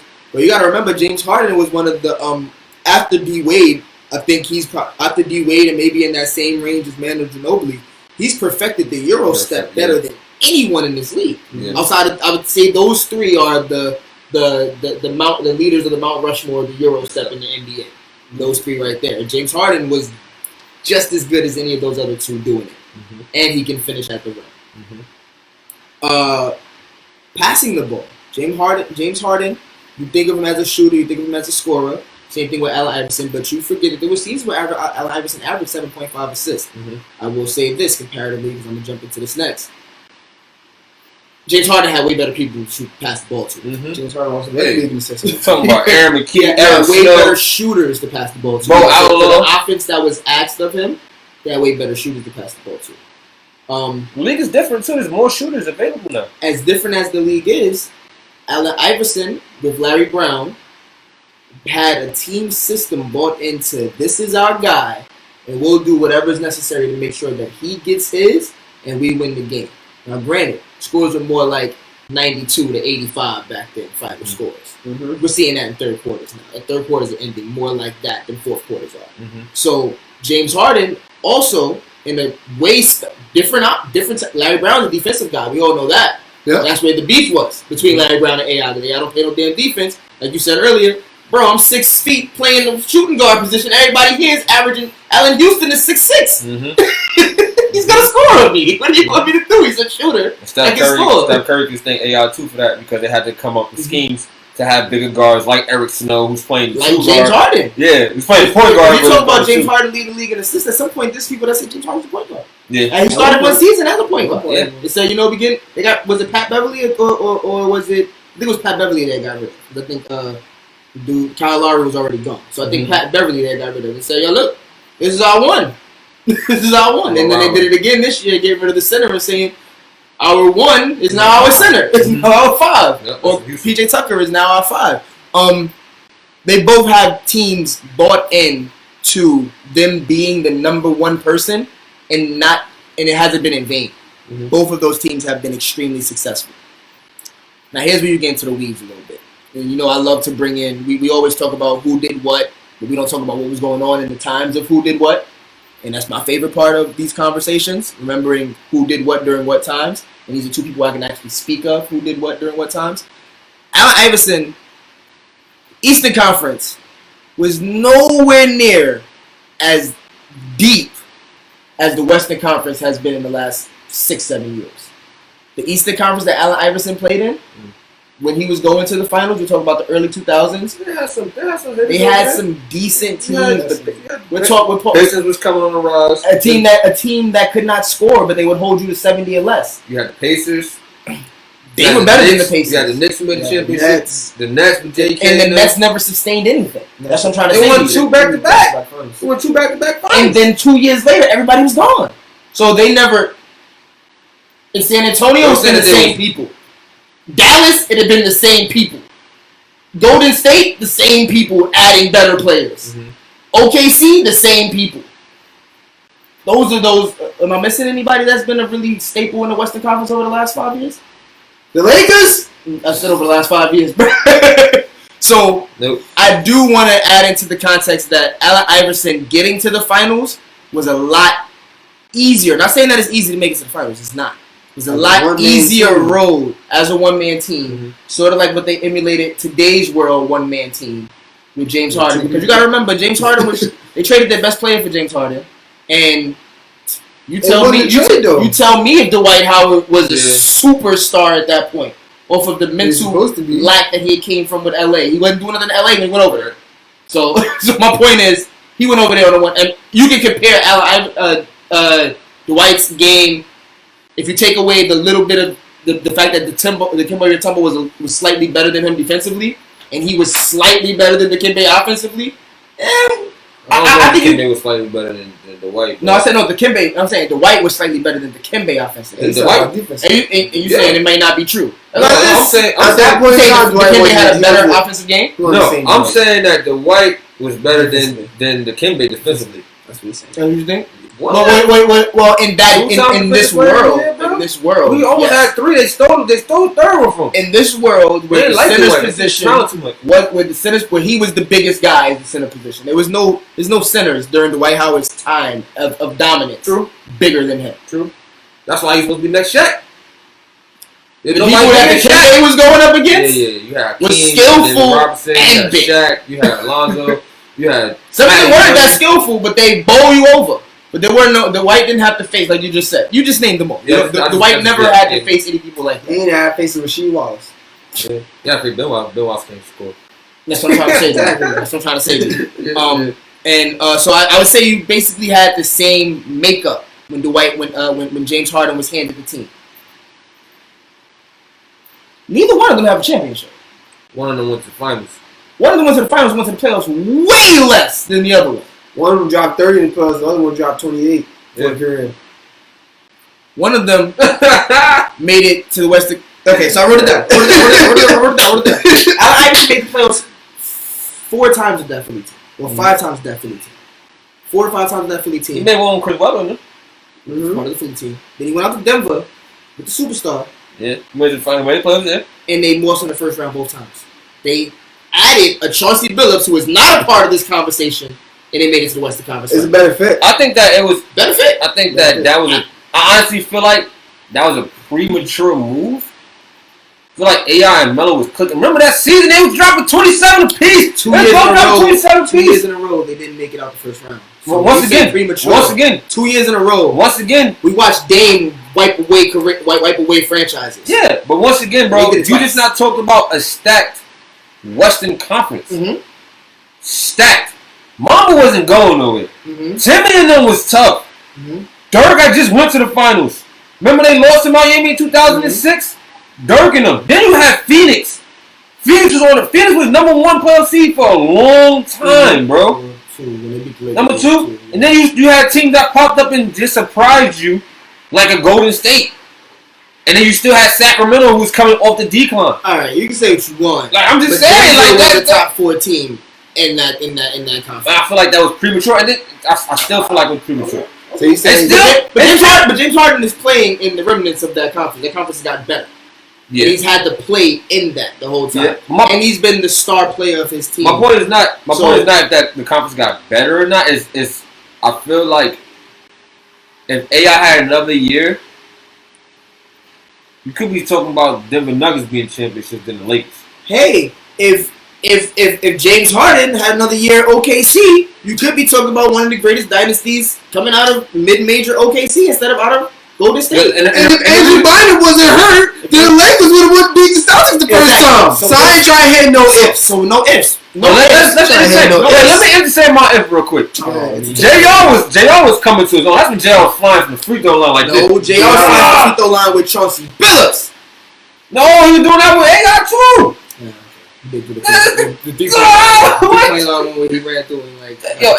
He was coming into his own. I think they had more time in jail. Birdman was coming his own. They still had Candy, bro. That team was the name, bro. That team was. Nuggets needed a leader, and that's what they got. That's what they got in Chauncey Billups. They needed a proven leader. They need somebody to go to my star. And now looking back at it, because I thought Melo would be that leader, but Melo doesn't have that capability. He doesn't have that capability. It's not even got the capability. I think if anybody pulled the plug too soon, it's New York. It was Carmelo Anthony when he wanted to go to New York. No, I don't think he pulled the plug too soon. He's saying he should have waited until the offseason. Hey man, I know. I understand again. They all went to China. He rather play in China than play for the Nuggets. Again, you got to go in perspective and the fact that Carmelo Anthony didn't get along with George Karl.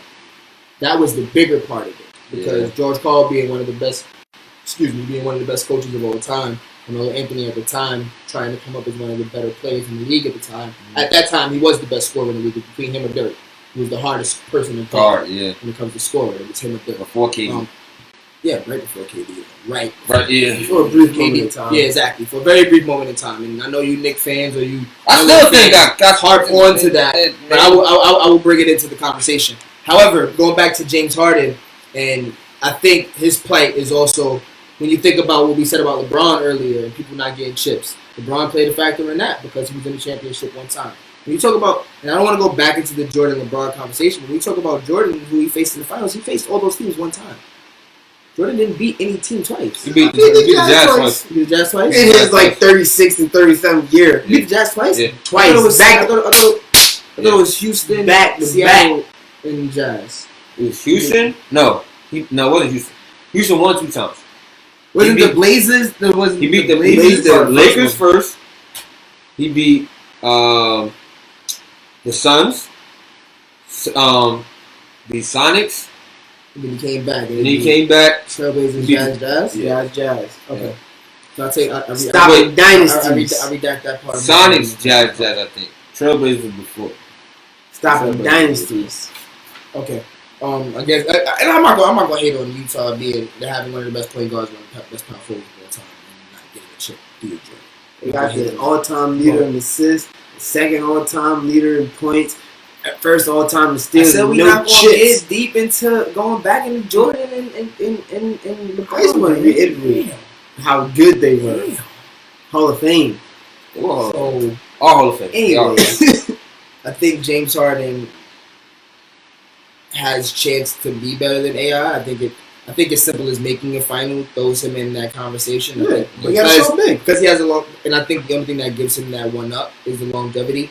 What sustains my spot with AI right now is his mark on the culture of basketball. And funny how James Harden, I may be wrong, but I don't know if James Harden has any tattoos, so he hasn't necessarily followed that stigma. But he's done the crazy hair.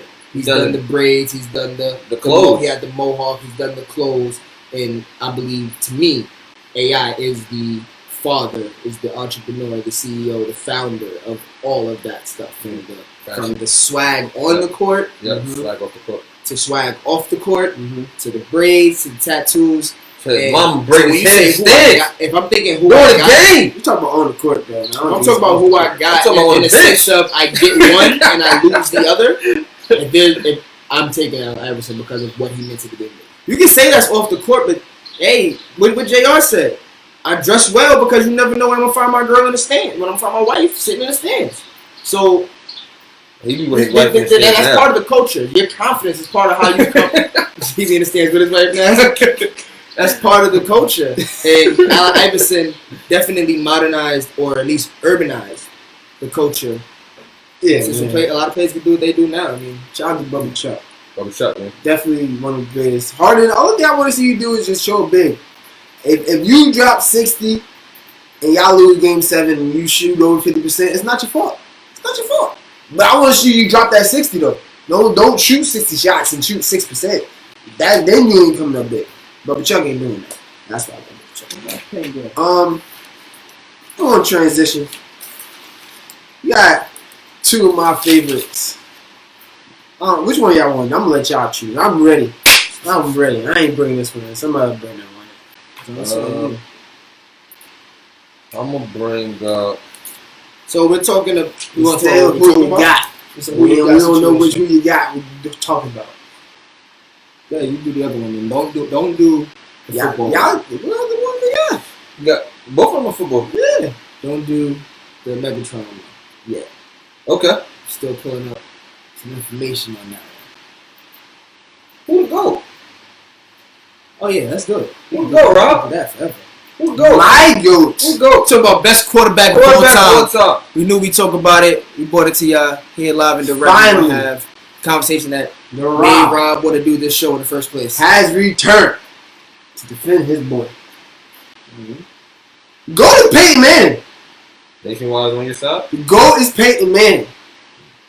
Omaha. Why is Peyton Manning the GOAT? Yeah, why? Talk to me now.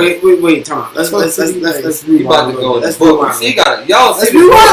rewind a whole book. They got laptops. My laptop is in front of me, so they can pull up their stats right now while I'm looking off my research that I already did. I'm letting people know.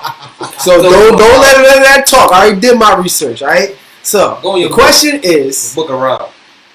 Who you got between Peyton Manning and Tom Brady? That's the question. It's not who's the greatest. It's not all the other stuff. I mean, at this point, it kind of really is. But the question that we're asking is, who you got between Tom Brady and Peyton Manning? Let me ask y'all a question before I go into mine. Why do y'all feel like Tom Brady is better than Peyton Manning?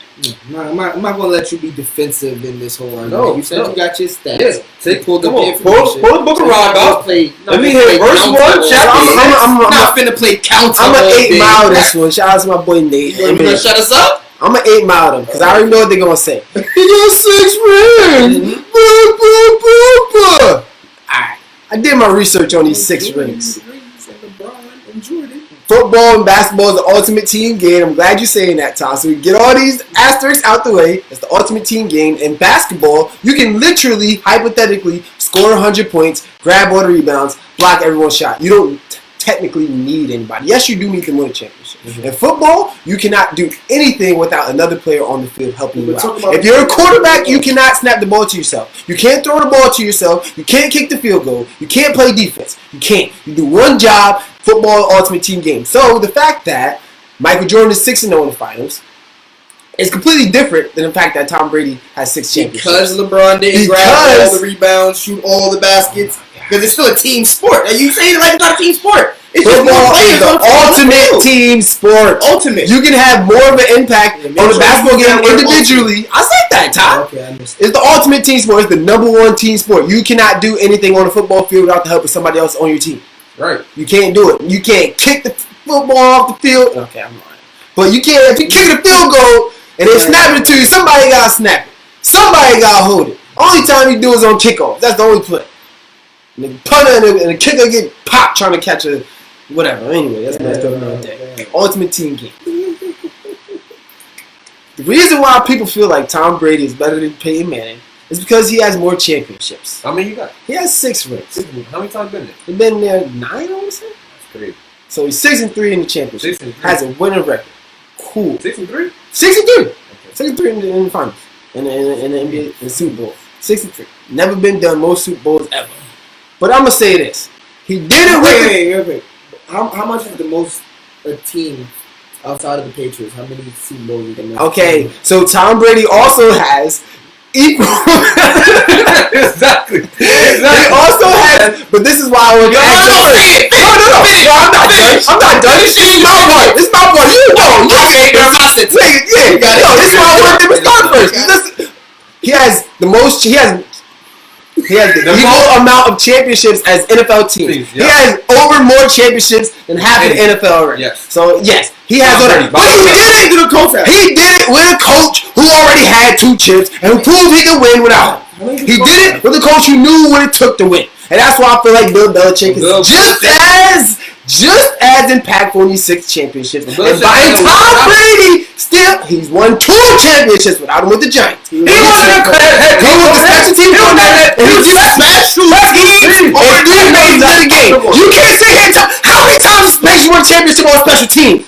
How many times? How many times Adam Vinatieri? How many times Adam Vinatieri? How many times Brady lead them down there? How many times did Tom Brady lead them down there? And this is why every one of those times. This is why every one of those times. He let him down there. Defense put him in position, and kicker kicked the field goal. Man, Peyton Manning didn't get it. Anyways. Yeah, Vinatieri too. Yeah, Vinatieri. He had Bill Belichick, the special teams coach. He had the actual kicker, right? All right, just making sure. Tony Dungy too. No, state your case. Cause I'm done trying to state my case. Every time I try to state the case, y'all would throw down out there. I didn't even just start the play. No, y'all go. Y'all go, and I'm gonna play counter because obviously it's 2 against 1, as y'all can see. Clearly, I clearly got Peyton in this. We clearly. So why Tom Brady better? Yeah, I feel like you just stated it all. I didn't state it all. 6 rings. Went there 9 times. Also, I think that if you look at it, who had more talent at wide receiver court? At wide receiver, I'll give you at wide receiver. At wide receiver, Peyton had more talent. He had 2 Hall of Fame titles. He had two Hall of Fame. Not to say that Randy Moss is a beast. Tom Brady didn't have. Randy had 2 of the greatest at their positions. He had Gronkowski too. Which 2 of the top, arguably top 3. I'll give him that. And Gronk and Randy Moss in their primes. Yeah. At their positions. Would you consider Reggie Wayne and Marvin Harrison top 3 positions? I'll say top 10. You would consider them top 3? You would consider Reggie Wayne top 3 wide receiver? I don't think. Not even in the NFL all time. You consider Reggie Wayne top 3? All right. So what are we talking about? I'm talking while he was in the league, when Reggie Wayne was in the league, I don't think there was ever a year. So even in the league, but then in the league, you have people who were top 3 in the league at times, or people who were top 3 all time, pretty much their entire career. Stop that. Stop that. I'm bringing this conversation. Gronkowski was hurt half of the time. Literally half of the time Gronkowski played, the best tight end that you're talking about was hurt. All right. The other one, we know what happened with that tight end. Randy Moss, the best receiver of all time, played 3 years with the man. 3 years. That's if you took away those 3 years. How many championships did he win? How many championships did he win? How many championships did the best receiver he didn't win? None. So he won them without Randy Moss. Yep. So those 6 championships. He still went to one. The time that the parts that y'all said is just added to it. So don't take away the championship. And y'all say how many times he won? Don't take away the championship. John said how many times he won. I asked you to repeat how many times he won and compare it to the rest of the NFL. And even with that being said, 6-3 is better than how much Peyton got? 2-2. 2-2. Since 3 better than 2 and 2, you just having this conversation. Right. LeBron James, da-da-da-da. You want to talk about win percentages? Let's talk about win percentages now. 2 and 2 is 500. I'm gonna be honest with you. I feel like we are doing this way too much. It is football and the basketball, two completely different sports. They already have. So why are we making these references when they're all the same sport? You can't use. Stop using that comparison. Stop. You can't use LeBron James, Michael Jordan comparison in this situation. No, you cannot. Would you consider Dan Marino better than Joe Montana? I can't say who's better. Oh God, this was argument. I can't say who's better. I ain't seen none of them. I ain't seen none of them play. Because you know how I get. Argument say that Joe Montana is better than. Before there was a conversation about. All right, man. I'm about to get you. Before there was a conversation before Tom Brady and Peyton Manning, Joe Montana was named the best quarterback with Dan Marino. And the same argument stands still with those. It's similar. It's exact similar. No. Hold on. Did you say Joe Montana? I feel like you said Johnny Unitas. No, Joe Montana. Oh, so if that's the case, I'm taking Joe. Exactly. Okay. And why are you taking Joe? Because Joe had more success than Dan Marino. Exactly. So, my argument, Tom Brady has more success than Peyton Manning. Okay. Here's what I'm saying. And Dan Marino has better stats than Joe Montana. But you just consider him being the better quarterback. Why is that? I've never seen them play, so I can't make the insight that Joe Montana had one of the best coaches of all time, and Bill Walsh. That's the same thing with Tom Brady. And okay, cool. You done? They found on the West Coast offense. You done? Explain this. Let me done. Explain it. Are you done? Because we're not talking about Joe Montana and Dan Marino. I ain't seen none of them play. So I ain't commenting on them no more. No. Don't make the record. The conversation is who you got, Tom Brady, Peyton Manning. Right. Stop with the Dan Marino. Stop with the Joe Montana. Build your case on Dan Marino. The logic is faulty. I didn't even state my logic, and how you saying it's faulty? Because I didn't make one point yet about why Tom Brady isn't better than Peyton Manning, but now you're saying it's false. I'm giving you stats about why Tom Brady is great, but I feel like, and I didn't even say why Peyton Manning is great. Go ahead. Jesus Christ, man. Say what? Anyways, that's what I'm saying. Yeah. Tom Brady, very first Super Bowl, 2001, started off the dynasty. In the Super Bowl, he was 16 for 27, 145 yards, 1 touchdown, and 1 pick. Those are terrible numbers. On that defense, I'll give you some names. Ty Law, Willie McGinnis, Richard Sherman, Vrabel, Brewski, and Lloyd Malloy. 2 of those players were defensive Pro Bowls that year. So it's not like they didn't have bad years. Okay? The very next year, after he won the Super Bowl, they missed the playoffs. The Patriots! Stat check that. Okay. Peyton Manning missed the playoffs after he won the Super Bowl. Peyton Manning was also way over. Peyton Manning did not miss the playoffs after they won the Super Bowl. I'm still making my point. No, that's point number 1. He didn't miss the playoffs after he made the Super Bowl. See, after he won the Super Bowl. But the thing is with your points, though, if you're going to compartmentalize them, I'm going to open them up to perspective. Exactly. So when you compartmentalize and say Peyton Manning didn't lose, he didn't miss the playoffs the first year after he went to the Super Bowl. I'm going to tell you, Tom Brady also went to the Super Bowl his first year. It wasn't his rookie year he made the Super Bowl. It wasn't his first year he got to play. Stat check that. The first year he got to play? Stat check. The first year he played with the Super Bowl. And in the Super Bowl, the first year he played terrible. And after you win a Super Bowl, aren't you supposed to play better? The next year. When do you think your confidence gets better? I hear when do you think that? We'll also talk so why did he win 97 and miss the playoffs? Let's talk about very early in his career. I don't know any Hall of Fame quarterback. Oh, nah. Tom Brady, you're a Hall of Fame. Don't do Hall of Fame quarterback. I ain't gonna do that. You're a Hall of Fame, Tom Brady. I'm just saying you missed the playoffs year after you won the Super Bowl. Your third year in the league. After you won the Super Bowl your first time.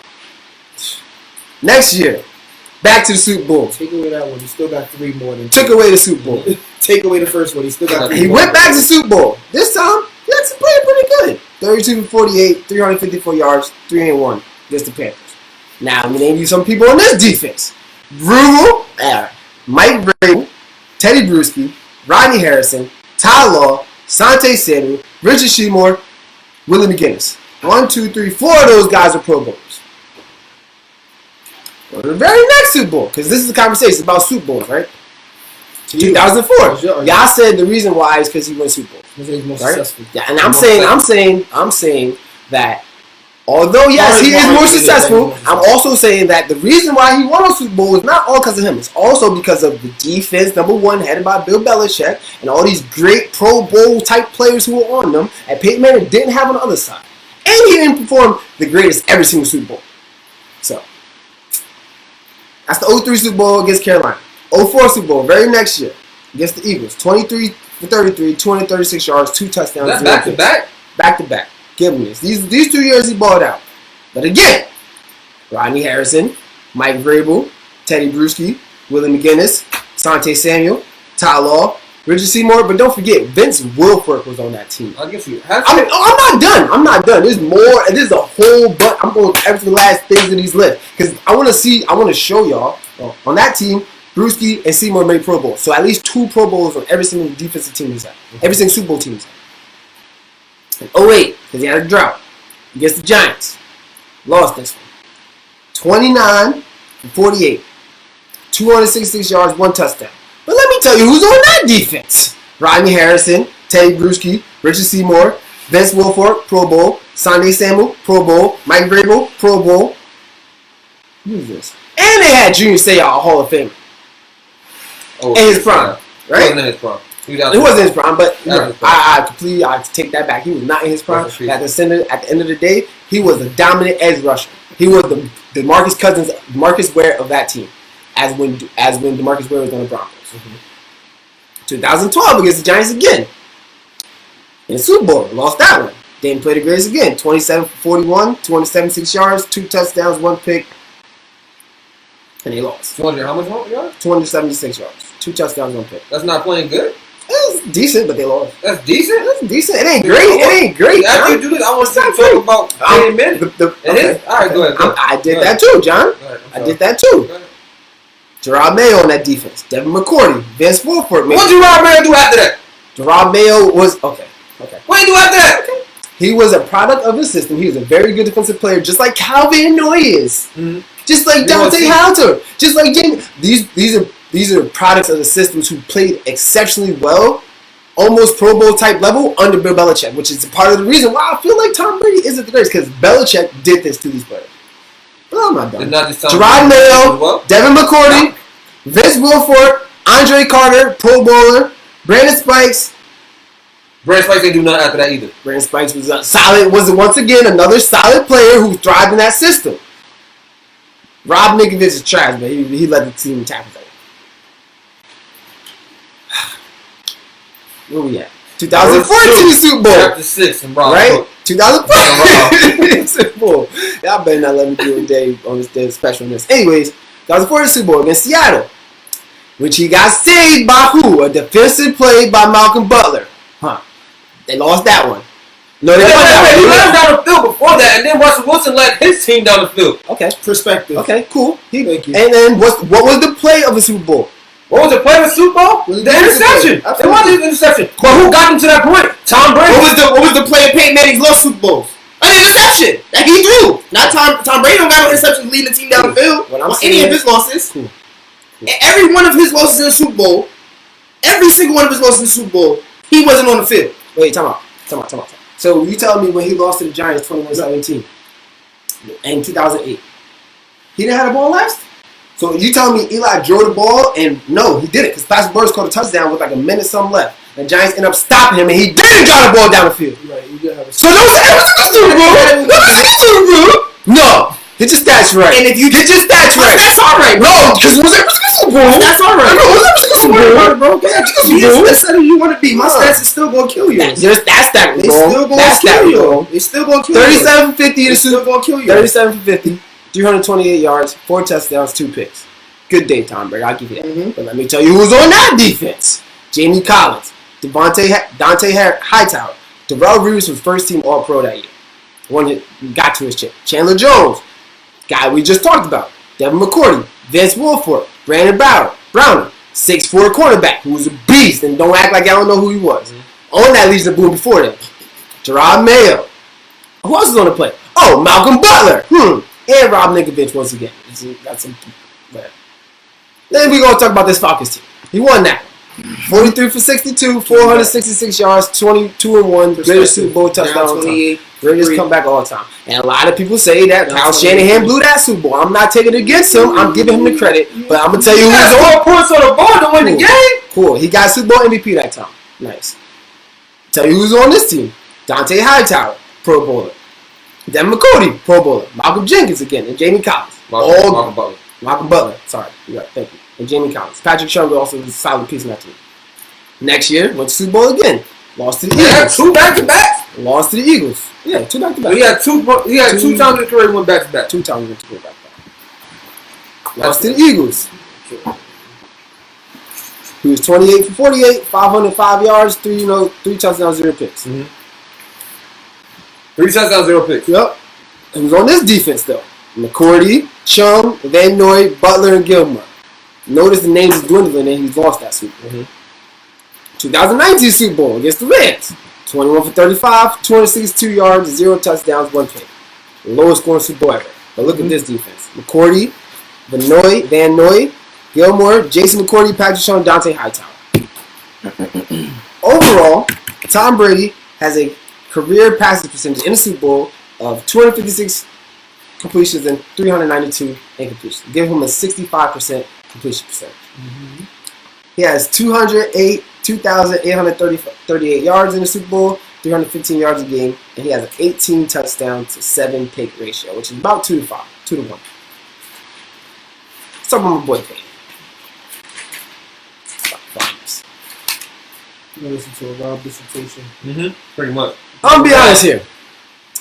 In the book of Rob, verse 7, chapter 6.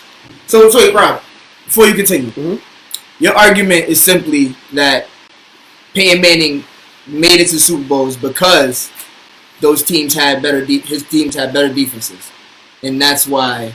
I'm sorry, not Peyton Manning. Tom Brady made it to Super Bowl because because the Patriots had better defenses, and Tom Brady wasn't that big of a factor as where everything had to be on Peyton Manning's shoulders. Is that your argument? I'm saying I'm not saying that to that extreme. I'm saying Peyton Manning had to carry a much greater load as far as the team aspect. I'm not saying he put everything on his back. He had great weapons. It's still ultimate team sport, right? He had to carry a greater load. Peyton Manning had a greater effect on his team when losing than Tom Brady did. That's what I'm trying to say. Now here's where I'm going to argue with you. I mean, you can go. Do you want to hear Peyton Manning's stats? Nah, I don't want to hear you go every game. If you can just sum it up. I'll sum it up. Tom Brady performed better in Super Bowl aside from in completion percentage. 66%. Touchdown ratio was terrible. 3 touchdowns, 5 picks. That's terrible. 2-2 in the Super Bowl, and you average 262 yards a game. From a guy who but only 2 times did he have Pro Bowlers on his team. 2 out of the 4. So only time. And there's only 1 Pro Bowler on each of the teams. Half the time. Okay. Hold on, wait. Did he have Talib on his team? Yeah. Did he have DeMarcus Ware on that team? Yeah. Did he have I'm saying in that year. In that year, the only person that made the Pro Bowl that year was so that was the team. Talib, Von Miller, and Harris. That was it. So it's 3 Pro Bowlers. They had 3 Pro Bowlers, yes. Just 1. And you had DeMarcus Ware. And you had DeMarcus Ware. One time when who was a Hall of Famer? He played trash in that year, just like Junior Seau was a Hall of Famer, and he won that one. Right? And he was playing trash that year. He was 13 for 23, 141 yards, 0 touchdowns, 1 pick. The defense clearly carried him. Right? It sounds a lot like Tom Brady's very first Super Bowl. That's the point I'm trying to make. So if Peyton Manning, you give him the Sayars, the Richard Seymours, the Asante Samuels, the Will Forrest, the Ty Laws, he's gonna have 6, 7, 8 chips. You're saying that's what I said. If it was a fit, we all be drunk. So if you don't want to go with the if, you want to talk about what happened. And what happened was 2-2 and 9 for 3. With all those, 9-3, 6-3. 6-3 with 9 playoff appearances. With all those things that you said, which is great, bro. And that's the thing about sports. That's what makes sports. You become great regardless of the circumstances. So Rob Ninkovich is great, then. Because what I will say is, we spoke about, and I know you hate the close references. We spoke in this situation, especially in football. We spoke about LeBron and Jordan, and the underlining point to that we didn't talk about today is they didn't play in the same night. Never got a chance to play against each other. In this case, both of these guys got to play against each other every year. They played 17 games against each other. 17 games against each other every year. They played each other. Tom Brady's 11-6 in those games. The same quarterback that you're talking about that went to the Super Bowl and then bummed it up the next year, he played against that man every year, and he didn't lose in the first 6 times. So even in that bum season that they didn't make the playoffs, he beat Peyton Manning. Stat check that. All right, let me ask you this: was Tom Brady playing defense? No, he wasn't. So the team beat him. So like, I get what you're saying, Tom, but they weren't matching off head to head. It wasn't like I'm guarding you. Now here's my argument there. If that's the case, then we can't compare anything in football because no one played. Unless we're going to compare who's the best receiver versus the best corner, because they don't play against each other. So no matter who Peyton Manning was throwing 600 yards against, we can say that division was ass from Jump Street because he had a division with an expansion team. Yeah. And Tennessee has historically had maybe 2 good runs during this time. But we're not going to go into that. We're not going to go into that because the Jets have actually been better historically than any other team that you can speak of during that time. During that time frame, if you look at the Tom Brady, Peyton Manning being in the Colts, and Tom Brady being I remember the Titans making the Super Bowl. Yeah. I don't remember the Jets making the Super Bowl. Titans had one really good year. I give you that. I remember the Titans going 14-2. I remember the Jets making 2 NFC championships. I'm about to say to you, the Jets also had the best rushing game, one of the best defenses, and Tom Brady was still carving hell out of that too. So when Tom Brady played against good defense, wait, time out. When the Jets made the Super Bowl, when they made the AFC Championship game, who did they lose to? They lost to Pittsburgh.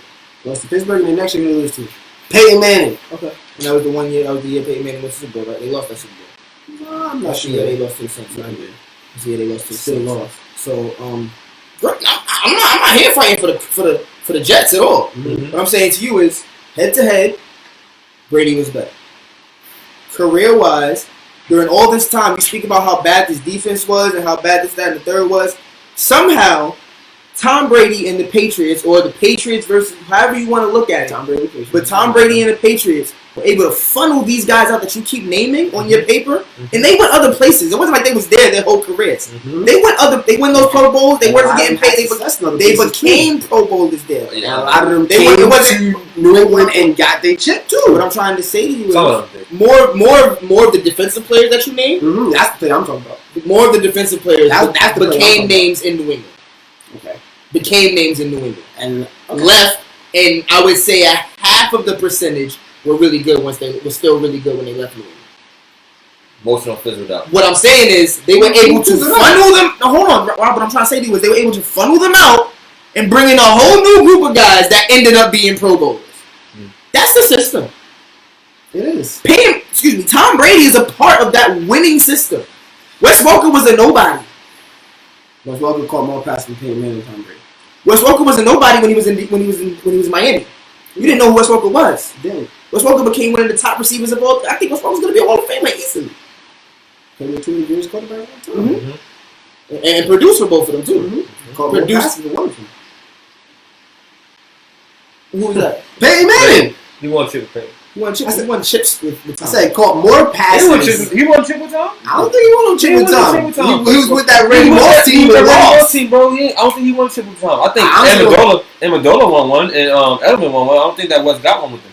He went over to the Broncos and got the chip. What I'm trying to make is, you said he was able to funnel these players out and funnel in new ones. And I'm saying that's a tribute to Bill Belichick. I didn't finish. Because Peyton Manning was on that Colt team for how many years? And he couldn't bring nobody over there?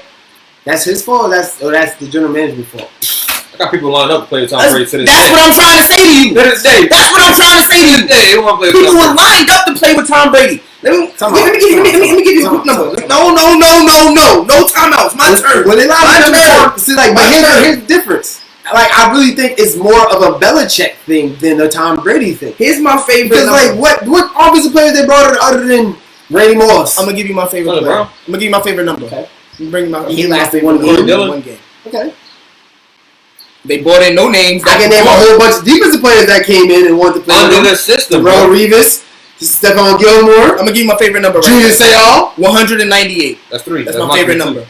198 is my favorite number for this argument.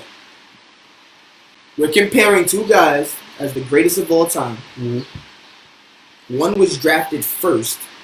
One was drafted 198 spots behind him. So when you say they brought in no names to play offense with Tom Brady, they saw someone just like them. David Gibbons and Troy Brown saw someone very similar to them that was overlooked, and still said that we have the capacity. You talking as if Tom Brady was a game manager. Mm-hmm. Tom Brady's no game manager. Never was he ever. If he had a game or two, maybe it's first two bro, don't do that because we'll talk about his career stats. He was never a game manager. Tom Brady's career stats show no 25 touchdowns, 12 picks a season. That's his career. That sounded like game management to me, Tom.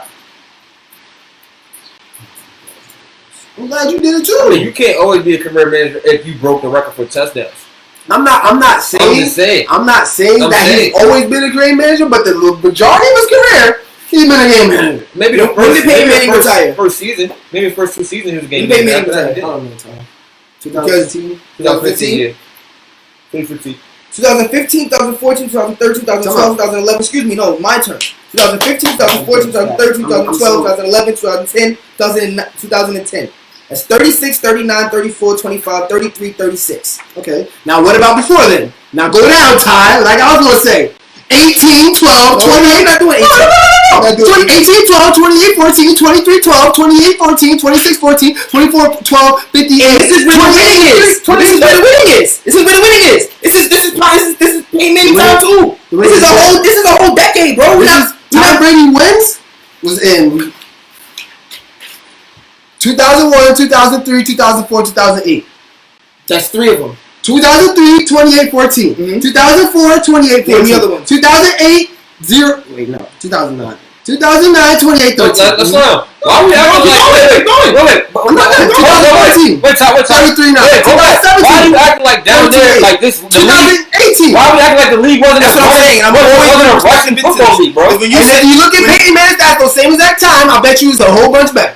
Probably had 34. You probably had 34. Exactly. Compared to 6 more touchdowns a game. That's not game management. If you're 8 was head up, 6 touchdowns, that's not game management. He was head up. Tom Brady scored 5. That's not game manager because he had a great defense that always put him in good position to score. He was never really put in a position where I got to drive the ball down the field in order for my team to have a chance. That was Peyton Manning's career. Peyton Manning's career was I don't have a defense, so I got to put up 40 points a night. And for Tom Brady, that affects the numbers, Rob. That affects the numbers. If his defense is doing that great, that affects the numbers. Say it don't. It affects the numbers too. So again, you can compartmentalize, and I'm gonna open it up. And when I open it up, I go head to head.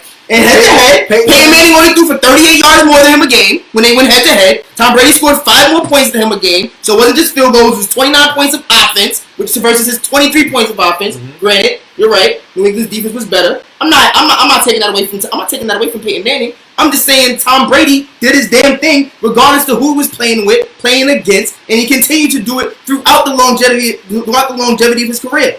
Him and Peyton Manning's career started around the same time. He's still winning. He's still out here. Tom Brady just barely, like halfway through the season, just passed Peyton Manning. And Peyton Manning retired 5 years ago, and passing yards and touchdowns. And you talk about somebody who, what? You want to talk about? You just said the defenses were so damn good. You played 5 extra years, Ty? And you played 5 extra years? Because the defense was so good. The defense is so good. 5 extra years, but he wasn't a career game manager. He's not a career game manager. He's not a career game manager. Get out of here, man. He has more seasons with 4,000 yards than 3,000. He has just as many seasons with 30 and more touchdowns than 20 less. I really wish I could pull up these stats right now because I promise you Peyton Manning's stats is better than his. He has more. So stop putting up stats about how he has more because Peyton got more of that. They are. So go back to the win. Go back to the win. The stats go back to the win. I'm gonna go back to the win. I'm gonna tell you what matters to me. You're saying stats. I'm saying Peyton's stats in those same exact areas are better. Right. And you're saying Tom Brady's still better. Yes. Because they're not that much better. That is that much of a different comparison. They're not. They're not. And the winning stat is also important too. So that's a stat. Winning and losing is a stat. Definitely a stat. Winning championships is the reason why you play football. The reason why you play is to win a game, to win Super Bowl. And Tom Brady put himself in a position to do that more times than Peyton Manning did. When Peyton Manning was in those positions, he lost just as many times as Tom Brady did. Last week, who was your number 2 quarterback of the decade? Last week, my number 2 quarterback of the decade. I believe I had a tie, didn't I not? No, you had Drew Brees number 2. Right. And he had number 3. Why you have him over? When Peyton won more chips in that decade. Because it's something about being dominant, right? I also said longevity, bro. You also say that. Okay, cool. Longevity. You had more longevity, but at the same time, Peyton still had more chips, but you had longer. You had less. Peyton Manning had one more chip. One. He had more losses too. He had more losses than chips too. We talked about that. Better stats too, but you still had them lower, Ty. So like, what do you? The decade, I got degrees. And also, again, perspective. If we run the tape back, we can go and talk about how I said Peyton Manning didn't play the last 5 years of the decade, whereas Drew Brees did, and that made a huge part to it to me. When I said of all time, and we can run the tape back, when I said of all time, I still would put Peyton Manning over Drew Brees. So run the tape back. So let me ask you a question. You talk about all time, right? You just said that moment. Why do you not give Tom Brady? Why do you not credit Peyton for playing 5 last season and having more yards than him? It's not that I don't credit him for that. You discredit. You give him. I mean, it's hard, bro. It's hard to not accept the fact that Brady is still playing, bro. Because you can't hold the fact that Brady is still playing against that Peyton Manning is one of the best niggas of all time. I'm also not taking out of perspective the fact that yes, he did have all those yards and all those passes completions, and he was also throwing to some of the best people you could throw to for the majority of their careers. Mm-hmm. They were career players, and the majority of Tom Brady's career, he's had at least 2 Pro Bowlers on his defense. We had 3 offense. Exactly, which is not part of the ball, bro. Rob. So like, wait. You said winning is attributed to the fact that they had a great defense. But I can't say those yards and those stats are attributed to the fact that he had 2 of the best receivers this whole career. And when he went to Denver, they had 2 damn good receivers to start it off. That's part of the stats. So if that's part of the winning, then that's part of the stats. Here's what I'm trying to say. I'm not saying Tom Brady's not great. What I'm saying is, I really feel like if you put any other quarterback over there with Marvin Harrison and Reggie Wayne and Wes Welker and Demaryius Thomas, they don't have the record for most yards. That's a Peyton thing only. That's a Peyton thing, bro. They have the record for most yards. Or more touchdowns. That's what I'm trying to say. So they would have Peyton Manning stats because Peyton Manning is that much better than the average quarterback. But I will tell you this: they would still be Hall of Fame players. Those 2 receivers would still be Hall of Fame players. If you took Peyton Manning and reduced it to Phillip Rivers in that situation, I honestly believe they would have they'd be 1-1 or 0-2 or 1-2 in the Super Bowl. I really believe that. I'm sorry. That's what I believe. That's your opinion. That's what I believe. A defense, which the Broncos did, you will take the Super Bowl after Super Bowl. Ain't no break records along the way. If Peyton Manning played for the Patriots and Tom Brady played for the Colts during their careers, I think it would be the same. I think Peyton Manning would be 6-3 in the finals. I think Tom Brady would have had a rough time, and he would put up as many yards and he was throwing to those 2 guys. You think Tom Brady would go 2-2 in the championship? I agree. Yep. Nope. Because they ain't got no defense. We'll never know because that didn't happen. This is 3 the hard way. Please vote. I want to hear what you guys think between Tom Brady and Peyton Manning. Who you got? Who had the better argument today? Don't only vote. Push it to the round. Don't only vote, but listen. Next week, I don't even know when it's gonna be. If it's gonna be next week, we might do it sooner because we bored or we quarantine. Ain't nothing to do. I mean, I'm working hard. Don't get me wrong. We are working very hard. But outside of that, we bored. So we starting our brackets. We're gonna start our brackets with the top 10 receivers going into this year. Yep. So get an opportunity when you watch the YouTube video. If you watch this far, we did a lot of yelling, so I'm assuming people will make it this far when they do jump into the conversation. When they jump into this conversation, the second half of this was the meat and potatoes. Anywho, jump in there, give us your top 10. We're gonna throw all the receivers into this pool. The ones with the most votes, we're gonna add them to a top 16. We're gonna have a 1 through 16 bracket, or 1 through 8 bracket of receivers based on the votes that they got. And we gonna argue it out. We gonna have CJ, our cousin, he's a huge football fan. Shout out to him. Boo to the Pittsburgh Steelers. But he's gonna join us. And we're gonna use the fans, people that are watching, as the tiebreaker. So please send us those lists. You can send them today, whenever you get them. Send us those lists. We're gonna calibrate, throw up a nice little chart. We're gonna come down to who are the best 10 receivers in the NFL. More or less finding out who's number 1. You already know who Rob going for. But yes, definitely next week. Wide receiver brackets. Do it. Do the hard way, y'all.